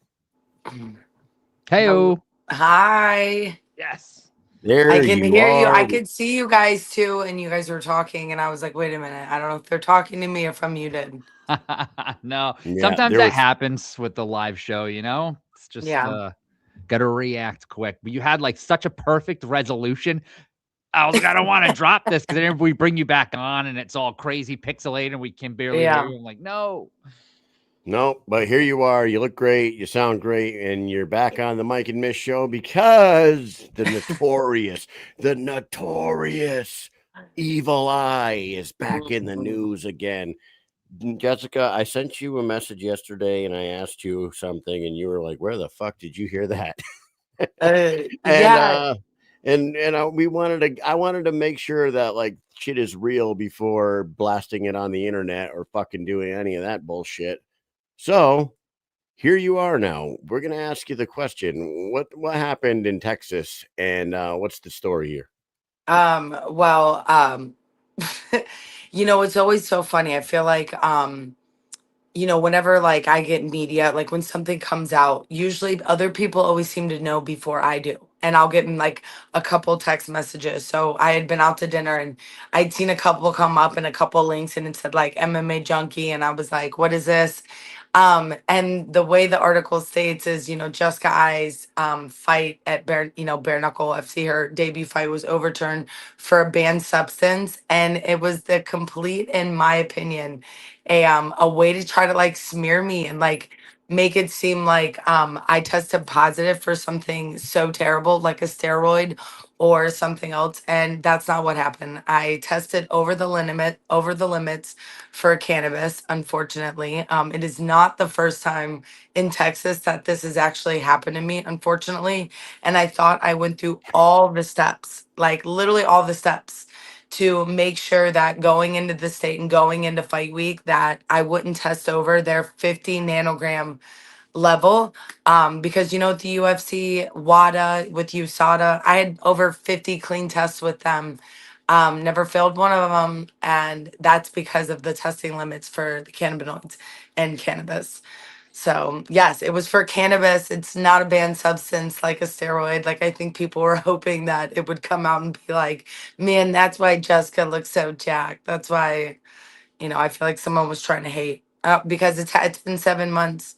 We all knew about this 30 days after, and I'm not the only fighter. It's just very interesting that they use my name as a headline and not the other fighters because there's multiple other fighters on the card that tested positive or over the limits for cannabis, as well as other banned substance. And anybody that goes and reads that article will see, like, they didn't name any other fighters, right? It was Nobody.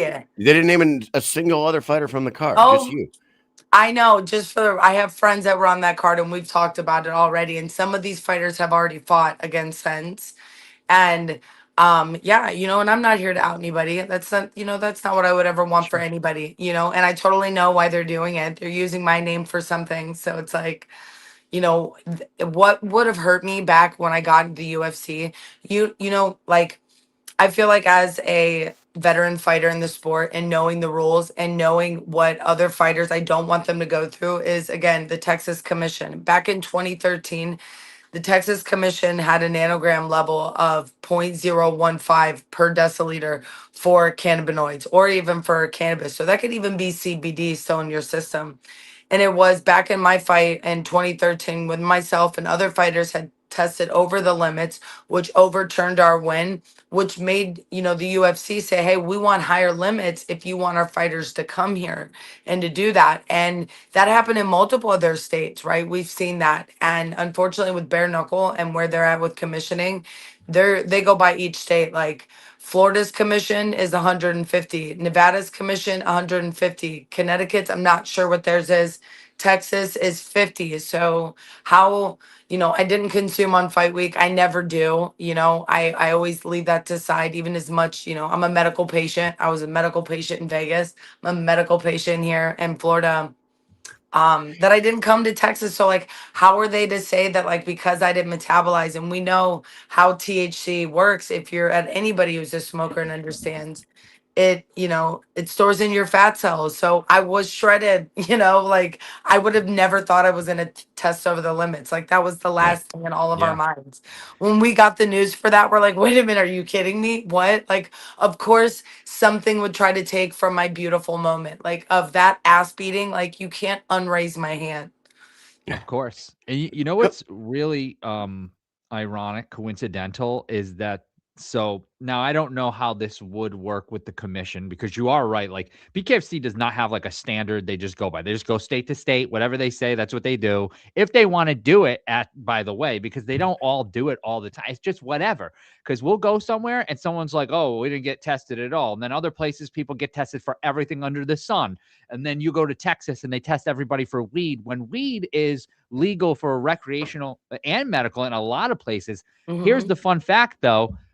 Weed in Texas was signed into law for medical use the day you fought. Oh my gosh. Yes. No. June 21st, 2025. Abbott signed weed as for medical use into law the same day of the fights. Same day. Swear to God. Yep. And that's what I was going to ask you this, Jessica. When you're a medical card holder, do you have to get one like for each state, or should your card carry over into Texas if it just got legalized for medical use in Texas? No, you would need to get one in each individual state. Okay. But I didn't consume in your state, and for you to say that you can control the nanogram limits, we can't control that.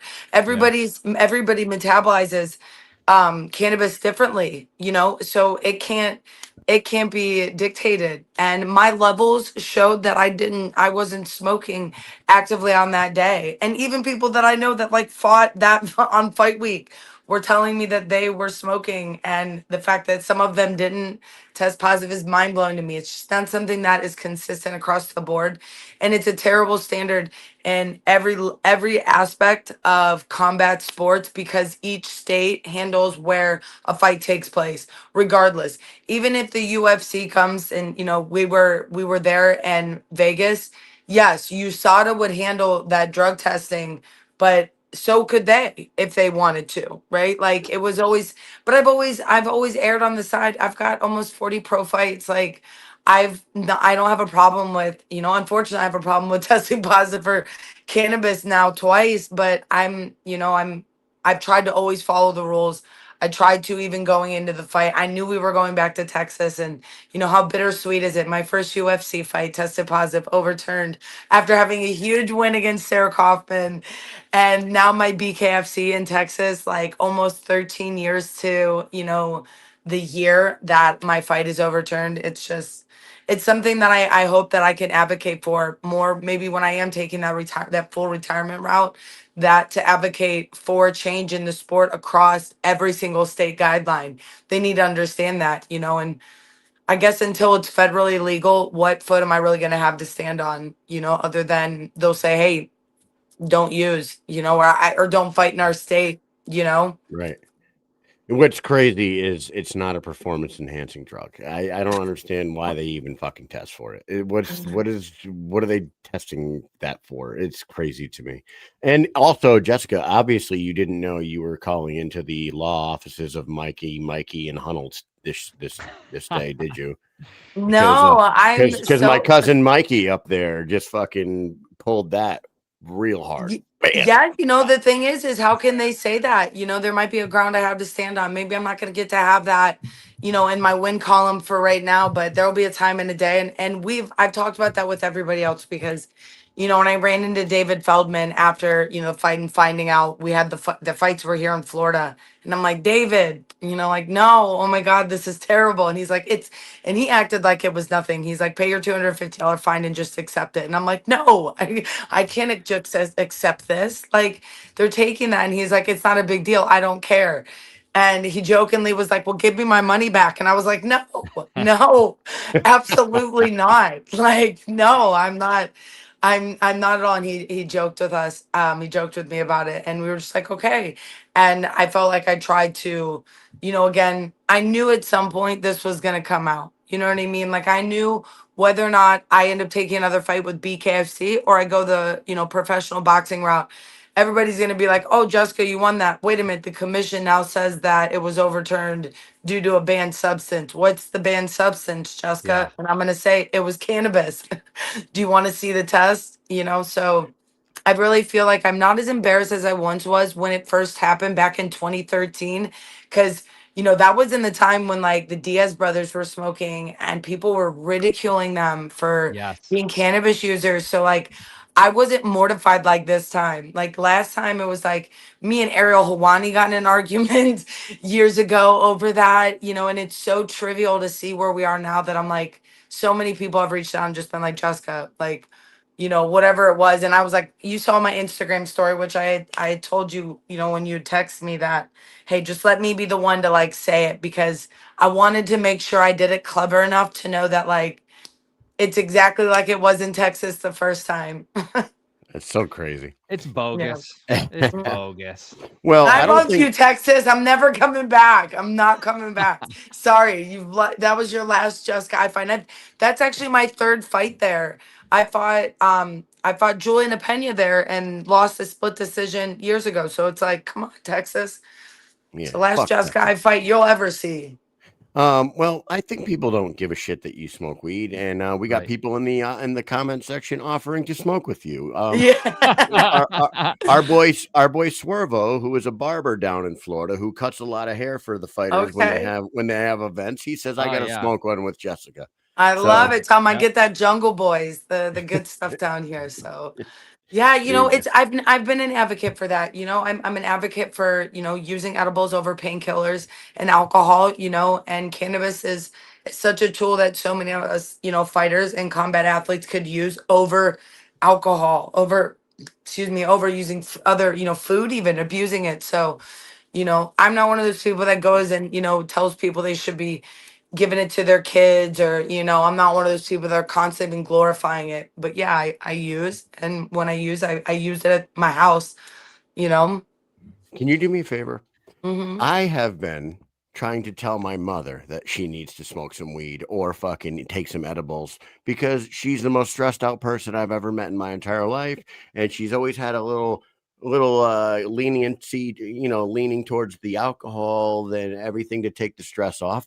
And I tell my mom, smoke some fucking weed. Stop, don't drink, smoke some weed. She's like, I don't want to smoke. Take some Gosh, edibles. Now, be it's such a. be Go that ahead. I'm sorry. advocate. Jessica, be the advocate. Look into the camera and say, Mrs. Mish, you need to jump on board here. Take care of your stress levels. I don't know what to tell her. You can tell her. Mish, Mrs. Mish, right? Mama Yes. Mish, Mama Mama Mish, Mish. Yes. Mama Mish.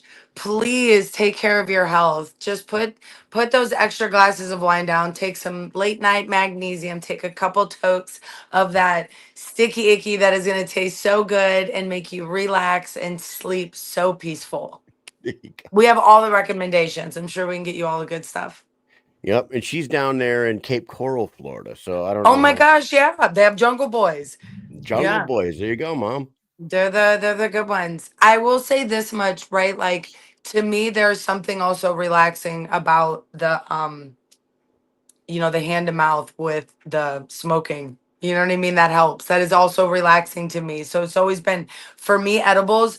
I always switch before fights to edibles, and we kind of contributed. Maybe my nanograms were higher because I had edibles before I left. So I mean, I'm not going to change anything. I'm not going to, at this time, I'll try to time it a little bit better. Next time I'll find more of the state laws, maybe we'll fight here in Florida. So maybe we'll figure out where the next fight is. Again, I'll try to comply with all the laws of, Oh my what the God. state says, when it comes to cannabis. Outside Yeah. of that, we don't have any problems. Maybe You they gotta could come up with. do deep research just to travel around from state to state. You gotta freaking hire people to look into the laws and shit's ridiculous. Why Are can't you they gotta just make it think- legal across the board? Yeah, Just do make you- it legal across the board. Do you own firearms? Like, do you carry or anything? Do you have? Yes. I Okay. have one. Maybe they need to come up with the medical marijuana card that covers 32 states or whatever. Like if in the pistol carrying world, everyone knows that if you get the Florida permit, you can carry in like this many states. And if you go out to Utah and you get the Utah one, you can carry in 32 more states. And if you get these 3 states per pistol permits, you could fucking carry in every state in the United States, basically. Maybe they'll come up with something for medical marijuana users that are using it for medical reasons. They get that one Yeah. that blankets the country, and anywhere where it's legal medically, you could just fucking go there and do it freely. You know what I mean? Yes. No, you know what's crazy is like I think of so many of those like little things, right? Like you for even like again, exactly what you're saying, for carrying guns, right? To get a medical marijuana, you have to actually see a doctor. You either have to go on a video call with them or you have to see him in person to be able to get that.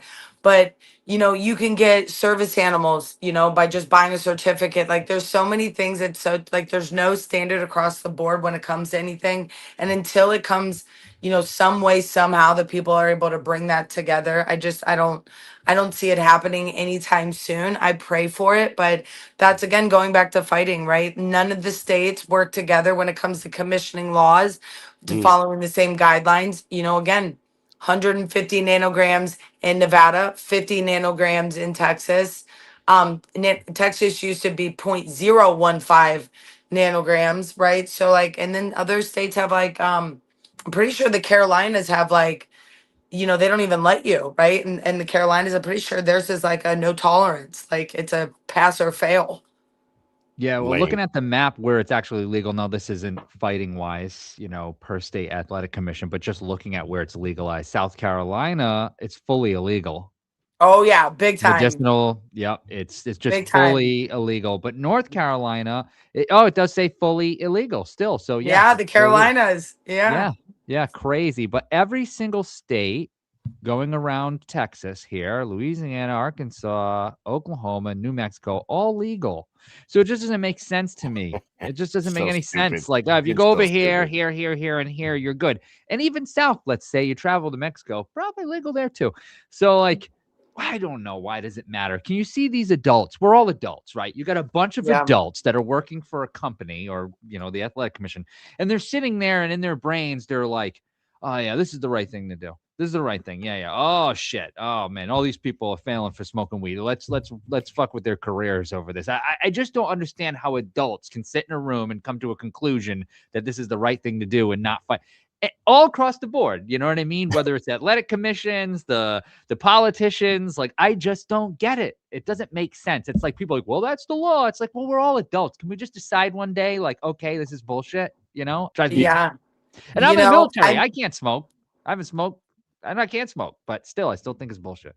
Yeah, no, I mean, again, I feel like again, how is it in some of the biggest sports in the world that it's not, there's no regulations for it for people who make twice the amount of money as we do and are worth so much more. And, here we are doing that to fighters. I mean, it's unfortunate, and again, here we are talking about this 7 months later. So part of me thinks that somebody, chirped it away to MMA Junkie to either stir something up or to cause something. I'm not really sure. Because why 7 months later are we just now talking about this?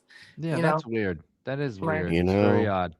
And then people start blasting that MMA Junkie shit on their fucking Instagram stories, and everyone starts fucking asking questions, and then they're asking. I feel they're like that's asking what us. it is the Everybody question knows- asking. yeah.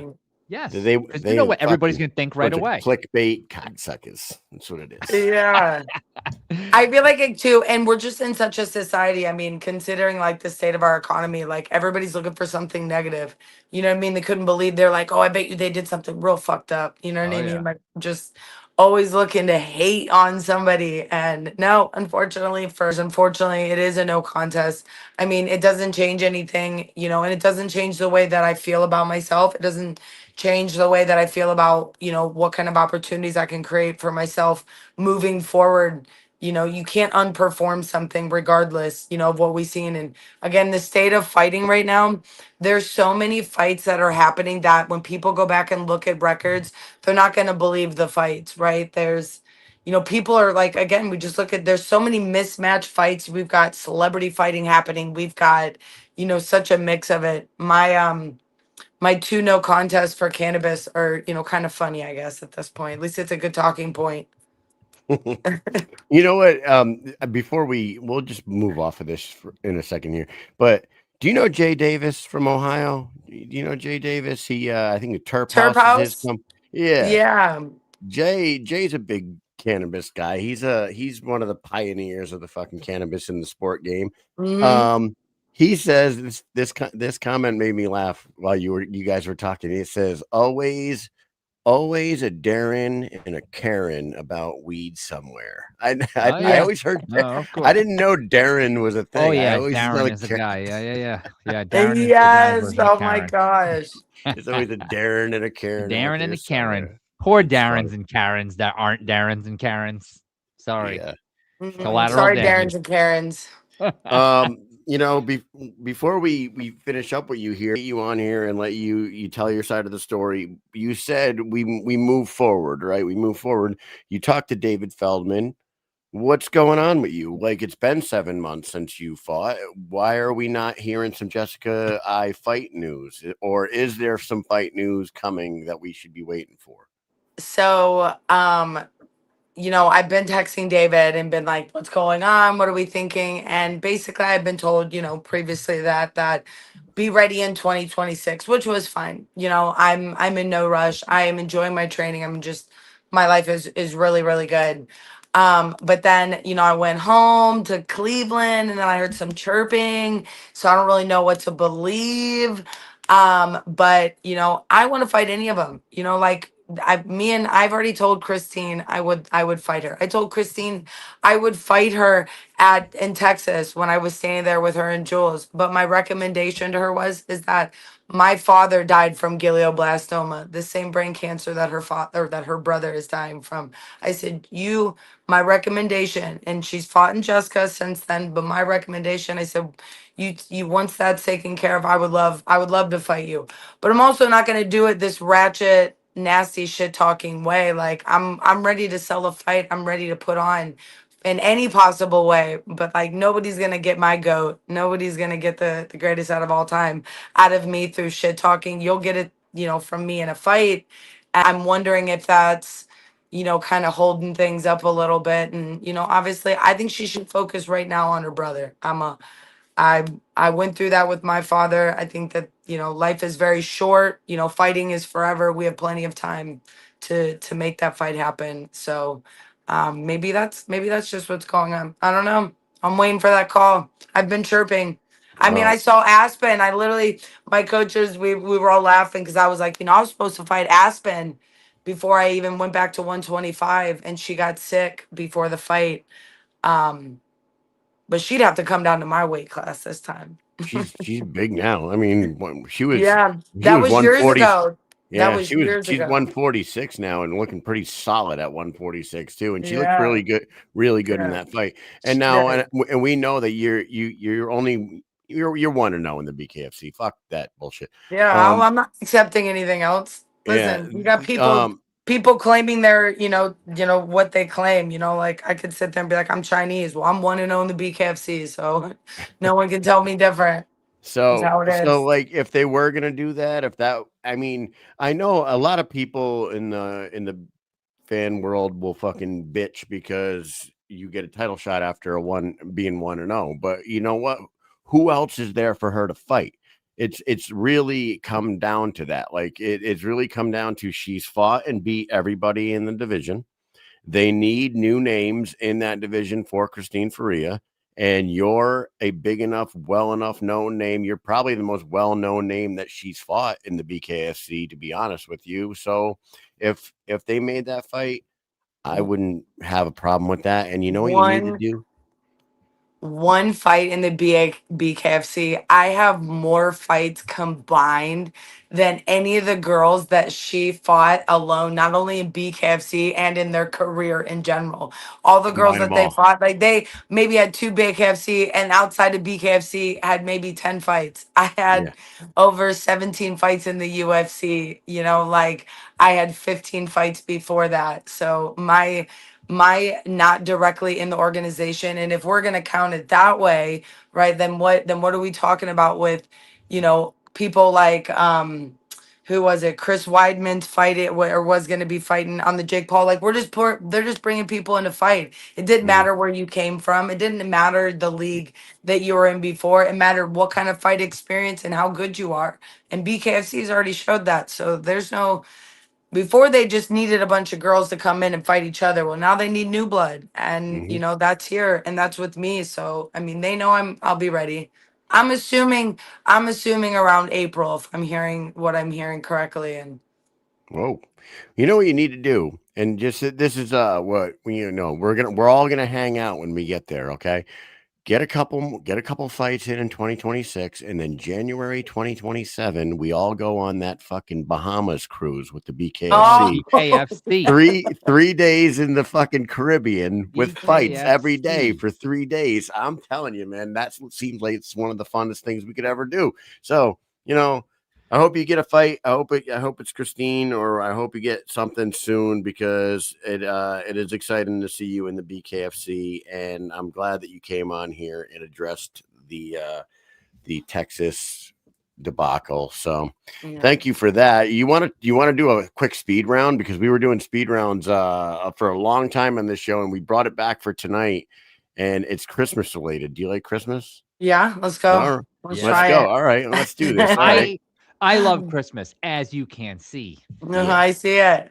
Look at that. Who can miss it, Mike? That giant Christmas tree. I'm telling you, it looks like one of the things that, like, if you go to like a photo place, they You just pull it down. Yeah. Yeah. behind. That's what it like looks a like. JC Penney photo Yeah, booth. exactly. Yeah. There it is. Yep.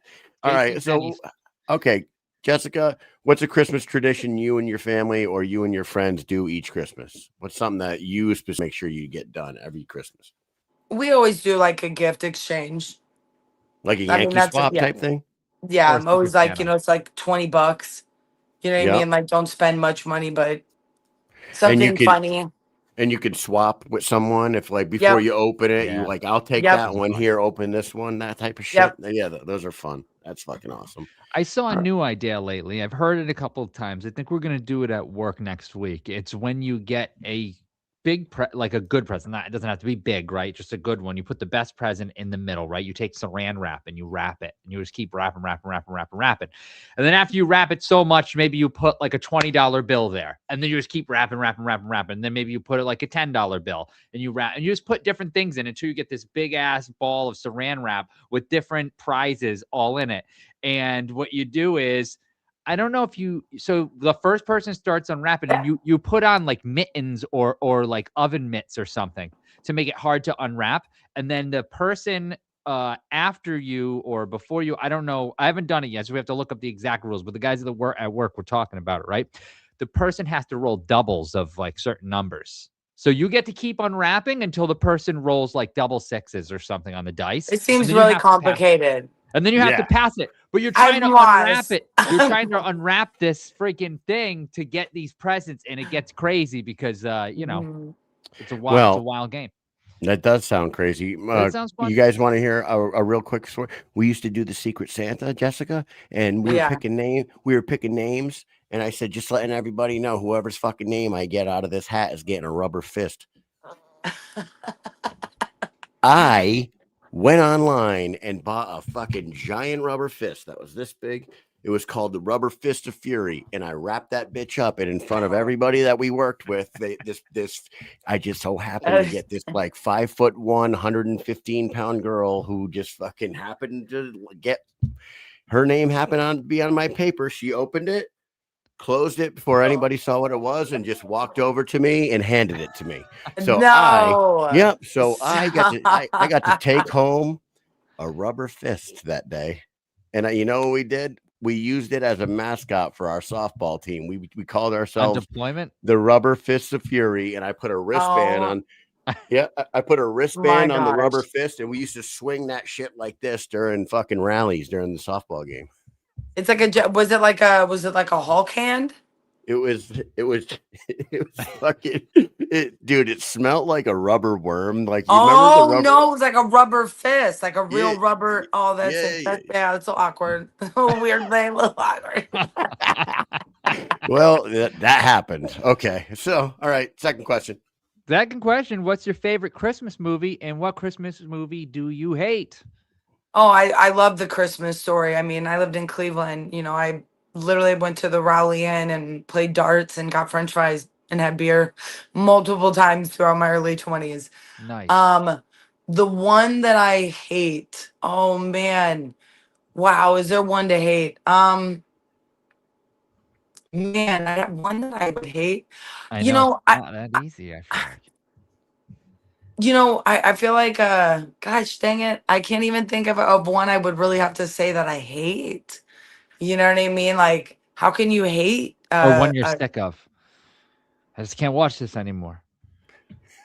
How could you hate a Christmas movie? Okay, I know. I'm trying to. Yeah, now I feel like, are you like this is very dark? Like it's Yeah. Christmas. Like I want to watch all of them. Let's just go. I'd have to say my least of all of them always was Frosty until I watched it again recently and I was like, wow, it wasn't as like boring as I thought it was. But I guess maybe Frosty could be on there somewhere. But now I feel bad for Frosty. He didn't deserve what he got.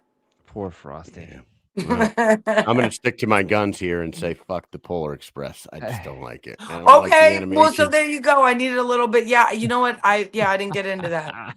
I didn't get into Dude, that. see, every time I say it, Yeah, it's the everybody second agrees. time that happened tonight. I'm No, telling you, that's not. Thank you. I feel like I it's tried to not. delete it, out of my memory. It is the most overrated Christmas movie in the history of Christmas movies. Fuck that movie. Yeah. All right, let's go here. Are you when it comes to Christmas lights, do you like the white ones or the colorful ones? I like the tree where I can switch the lights to all the different ones. So Nice. sometimes got I'm that in the too. mood for like the colors, and then sometimes I want a little bit of like glimmer and wanted to do the music. So I wanted to do all of it. Do you ever set Yep. it to blink? Yeah. Oh yeah. You do It's that? terrible. I don't know why I do it because you just end up staring at it. I'm like, it's like.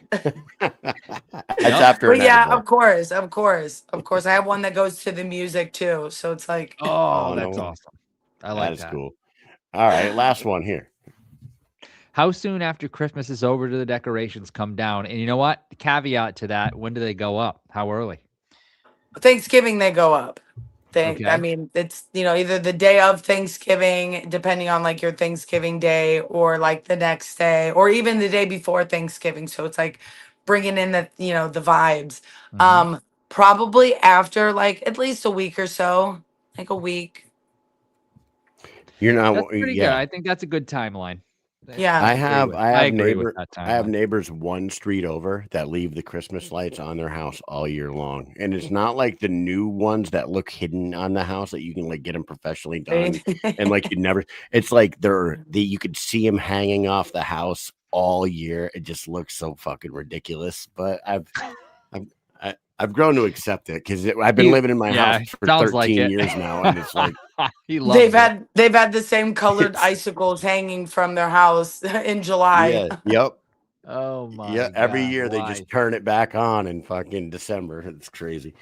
Awesome. Well, Jessica, I have one more hopefully question. you have a Favorite great Christmas song. Oh, go ahead. Favorite Favorite Christmas song. Christmas song. We didn't have it written down, but I just Dude, I love all of Elvis Presley's Christmas music. yeah, Blue Like, Christmas. oh my, I could literally listen to all of his Christmas music. I could that one. And obviously I saw Mommy Kissing Santa Claus. I mean, like in the old version, whatever the old version is, whoever sings that, whatever song that is. Oh, it's by I know what you're talking about. Yeah.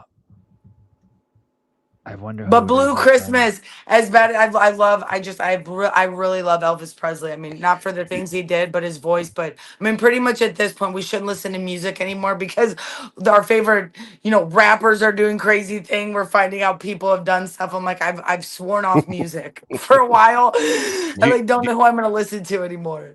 Do you know what Christmas song I change the channel? If I'm like listening to the radio and this song comes on, I immediately change it, and it's probably not one that you guys are gonna think of at all. That Christmas Dominic the Shoes Donkey? song. Oh, the Christmas shoes. No, the Christmas Shoes. Have you ever heard this fucking song, Jessica? It's all No. about these. Oh my God! It's because If you want a good, if you want a good cry, fucking look up Christmas. I think it's called My. They made a Christmas movie Shoes. out of it. They made a movie. Dude, for it's for the it. saddest goddamn thing I've ever heard in my All right, fucking so life. I'm not gonna do that, but Yeah, I'll and- maybe and- I'll wait till You now. We'll see here. Our phones are You're gonna do it. listening. Our phones are listening. So when I go and play some music on my Spotify, that It's gonna song's gonna pop up. come up, and then Oh, I'm gonna message you and be like, "Why am I crying?" Thank you. Yeah, Yeah. yes, yeah, you will too. You're like, holy shit. The first, I'm telling you, You you, will. you sit there listening to it and you're like, Turn it off. Turn it off It's now. fucking shit up. It's like I'm worse than canceling one. my subscription to Sirius. It's like worse right than now. one of them dog commercials, you know, and the dog commercials No. that go for like 5 minutes straight because they can't give you a 35-second dog commercial. It's Yeah. like 5 minutes of adopt Yep. this poor dog. Yeah, it's worse than those. Anyways, I think the most popular I saw Mommy Kisses Santa Claus version. I'm looking them up here. Jackson 5. That version. Yeah, okay, yeah. I think Yeah. So, Jackson fun. Well, Jackson and we 5. can't even like them anymore. Nope, can't It's like just that. it's just too much for me. It's just too much. I can't handle it anymore. Seriously. All right. Well, Jessica, Thanks for so answering much our questions. Yeah, thanks for coming on and playing along, but especially thanks for coming on and addressing the news that came out yesterday, 7 months later, which is crazy to me. Yeah, right. This is old news, guys. Yeah, it's not old breaking news. Like from now on, I'll just be like, you're the news breaker. Like, you want Right. old news? Go to MMA Junkie. That sucks. All right. Well, anything else you wanna shout out or say before we let you go tonight, and we'll call it a night.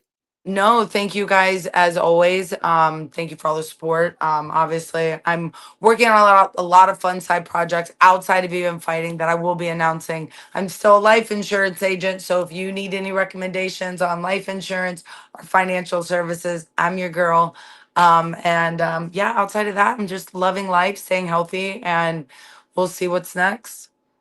That's awesome. That is a lot of people don't think about that, but it is very important to get Life insurance? Extremely Oh, important. don't even get me started on because I will go on a whole tangent. People are so like, you don't need health insurance, you need life insurance, unless you have an extra 30 grand that you can save for when you pass away. And then Yeah. who's Yeah. gonna- I mean, who's in the gonna do that? military, we talk about it often because of deployments and such, but that's what makes us think about it and doing our wills and all that stuff. But for people watching right now, you have to do it. It's extremely important.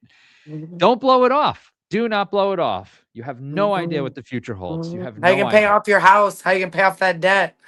You're gonna get Yep. it Right. somewhere. So You're we gonna won't leave- scare everybody into life No. insurance. It's already a weird Nope. conversation, and I feel like I'm at least try to help people. I'm like, you're not gonna die if you have this conversation. I promise. Yeah, you have to have that often, don't you? That conversation. No, with you them. have what people don't want to talk about it. People want to talk about the inevitable. And there's Yep. two things we know for sure in this, in this world, and death is one of them. Yeah. Absolutely. Yeah. Death Yeah, and right. failed drug tests in Texas. Yeah. Those are Yeah, the- that's In correct. Texas, That was the yes, second one. 100%. We know That was the that. second. Everybody knows that phrase. All Death. right. Well, death and failed Oh, tests in shit. Texas, fuckers. Yep, All that's right. how the Well, phrase goes. The old phrase. Jessica, thank you for coming on as always. We hope you have Yes. an awesome Christmas, great holiday season, and hopefully we get some fight news from you in the near future. Mike, you got anything else for Jessica Evil Eye? Hey, look, sell them sell that life insurance and have a great Christmas and watch BKFC Fight Night Derby. It's coming up real soon. And then, hey, Mohegan Sun twice and then Knucklemania. Hopefully we see you at Knucklemania. That would be great. Same, guys. I really do. I hope I run into you guys soon. And if not, we'll see you back whenever you're reporting one of my badass fights. Yes. All right. Well, have a Merry Christmas and a Happy New Year. And everybody Thank else, stay you. tuned. We'll be right back. Bye. Later. Bye, Jessica. Right hand, and there is the knockdown. And that's the power of the home possession. That's it. We might be done. We are. Connor Cook continues to roll in BKFC. Right wrestling the right hand, and that's a southwestern with a wheel. Done. One man, huge right hand. Now that is knockdown number 2. Boom showed that he's in here to fight. There was a 2-3 on the delay.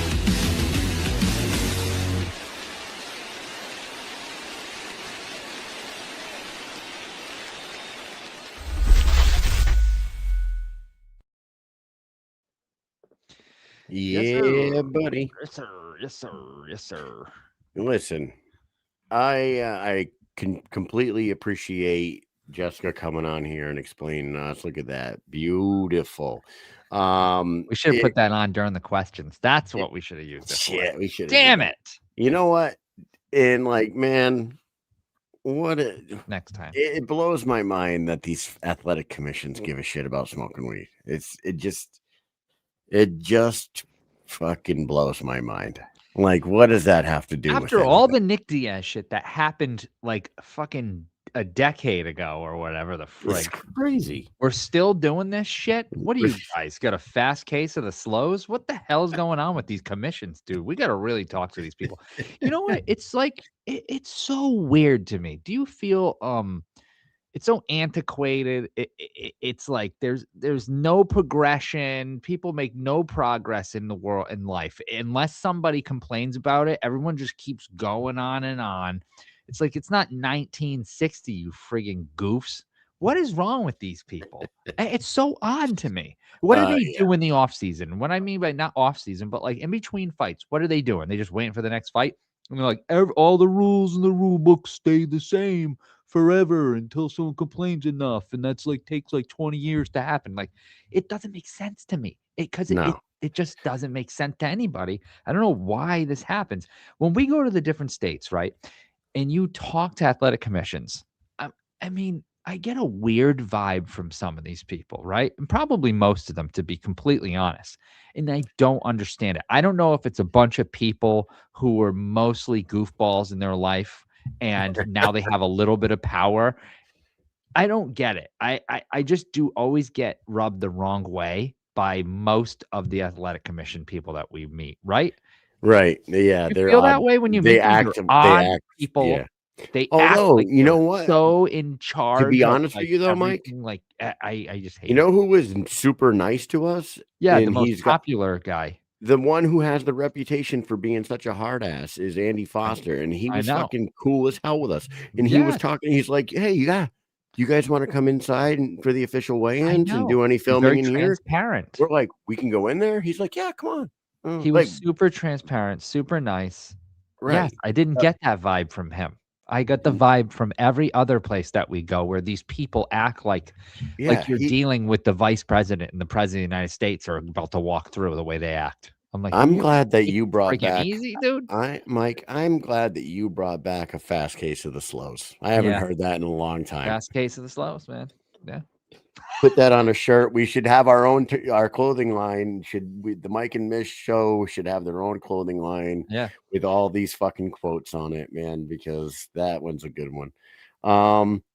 Yeah, Jay Davis is in the comment section right now. Aggie Faulkner wants to fight Leonardo Perdomo after that fight the other day. And Faulkner is the heavyweight champ from the UK.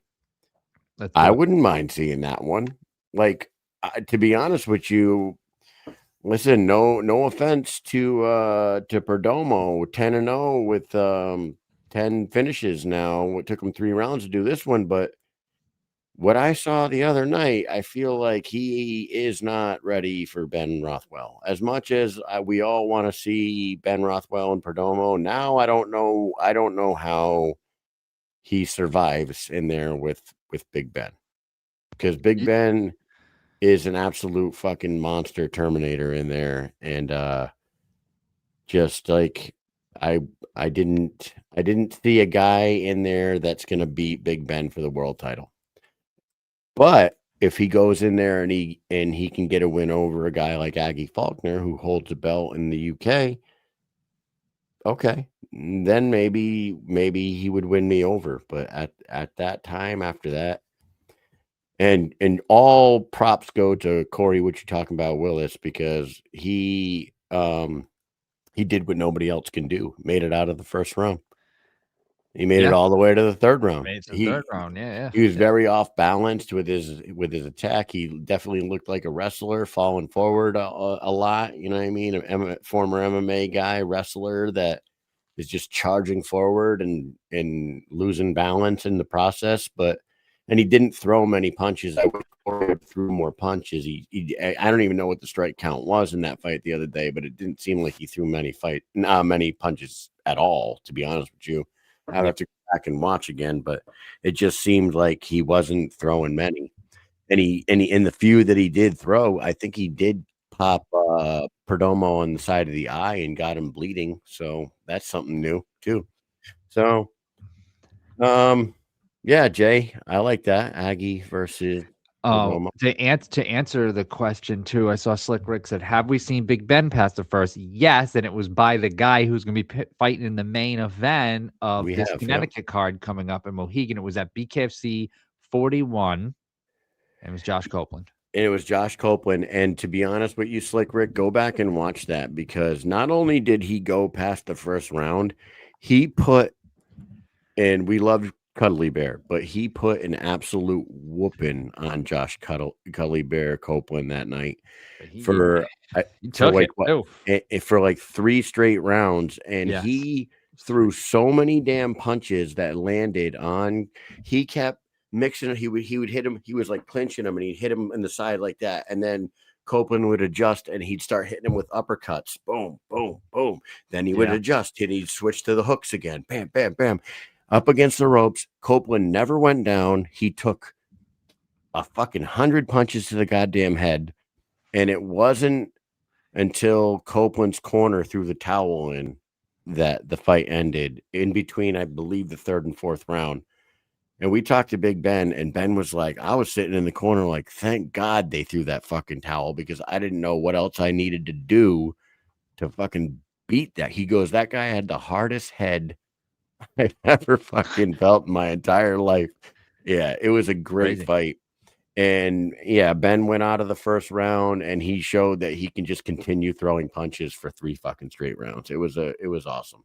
So, and we like Copeland and what he brings to the table. So next week when he fights Parker Porter, that should be a good time. Yeah, it's gonna Mike, be awesome. Slippery Pete messaged me. He's messaged me late. He said he absolutely spaced. He apologizes profusely. He said he would still come on, but I said we'll catch up with him another time, because it's getting too we're late. hitting 2 hours right now, but we'll see him in a week. So everybody, tune in next week. We're going to do a show next Thursday with Parker Porter and Anthony Garrett. Yes. The 2 heavyweights that are they're both going to be on that card, not fighting each other, obviously. But Anthony Garrett will be on there, and Parker Porter. So we're going to talk to 2 big, massive heavyweights, both nice guys too, that can do some damage in that heavyweight division. We love hearing that. And so we'll chat with them, and then we head to the Mohegan Sun the next day for the weigh-in. So it'll be a good time. Do you have anything else for the people, Mike? Hey, everybody, we'll see you next week. And then, like Kyle said, we've got December 20th. Then we have Christmas. Probably going to take a small break, and then we'll be back. Make sure you get to fullblastclothing.com. Get yourself a Mike and Mish shirt, and follow them on Instagram at Mike and Mish. I mean, where did the Mike and Mish show? At Full Blast Clothing on Instagram as well. Mike, thank you to our 3 guests that came on, Crystal, Jessica, and Gary. 3 great guests. We had a good time, and I think it's time to go to bed. What do you say? Yes, everybody.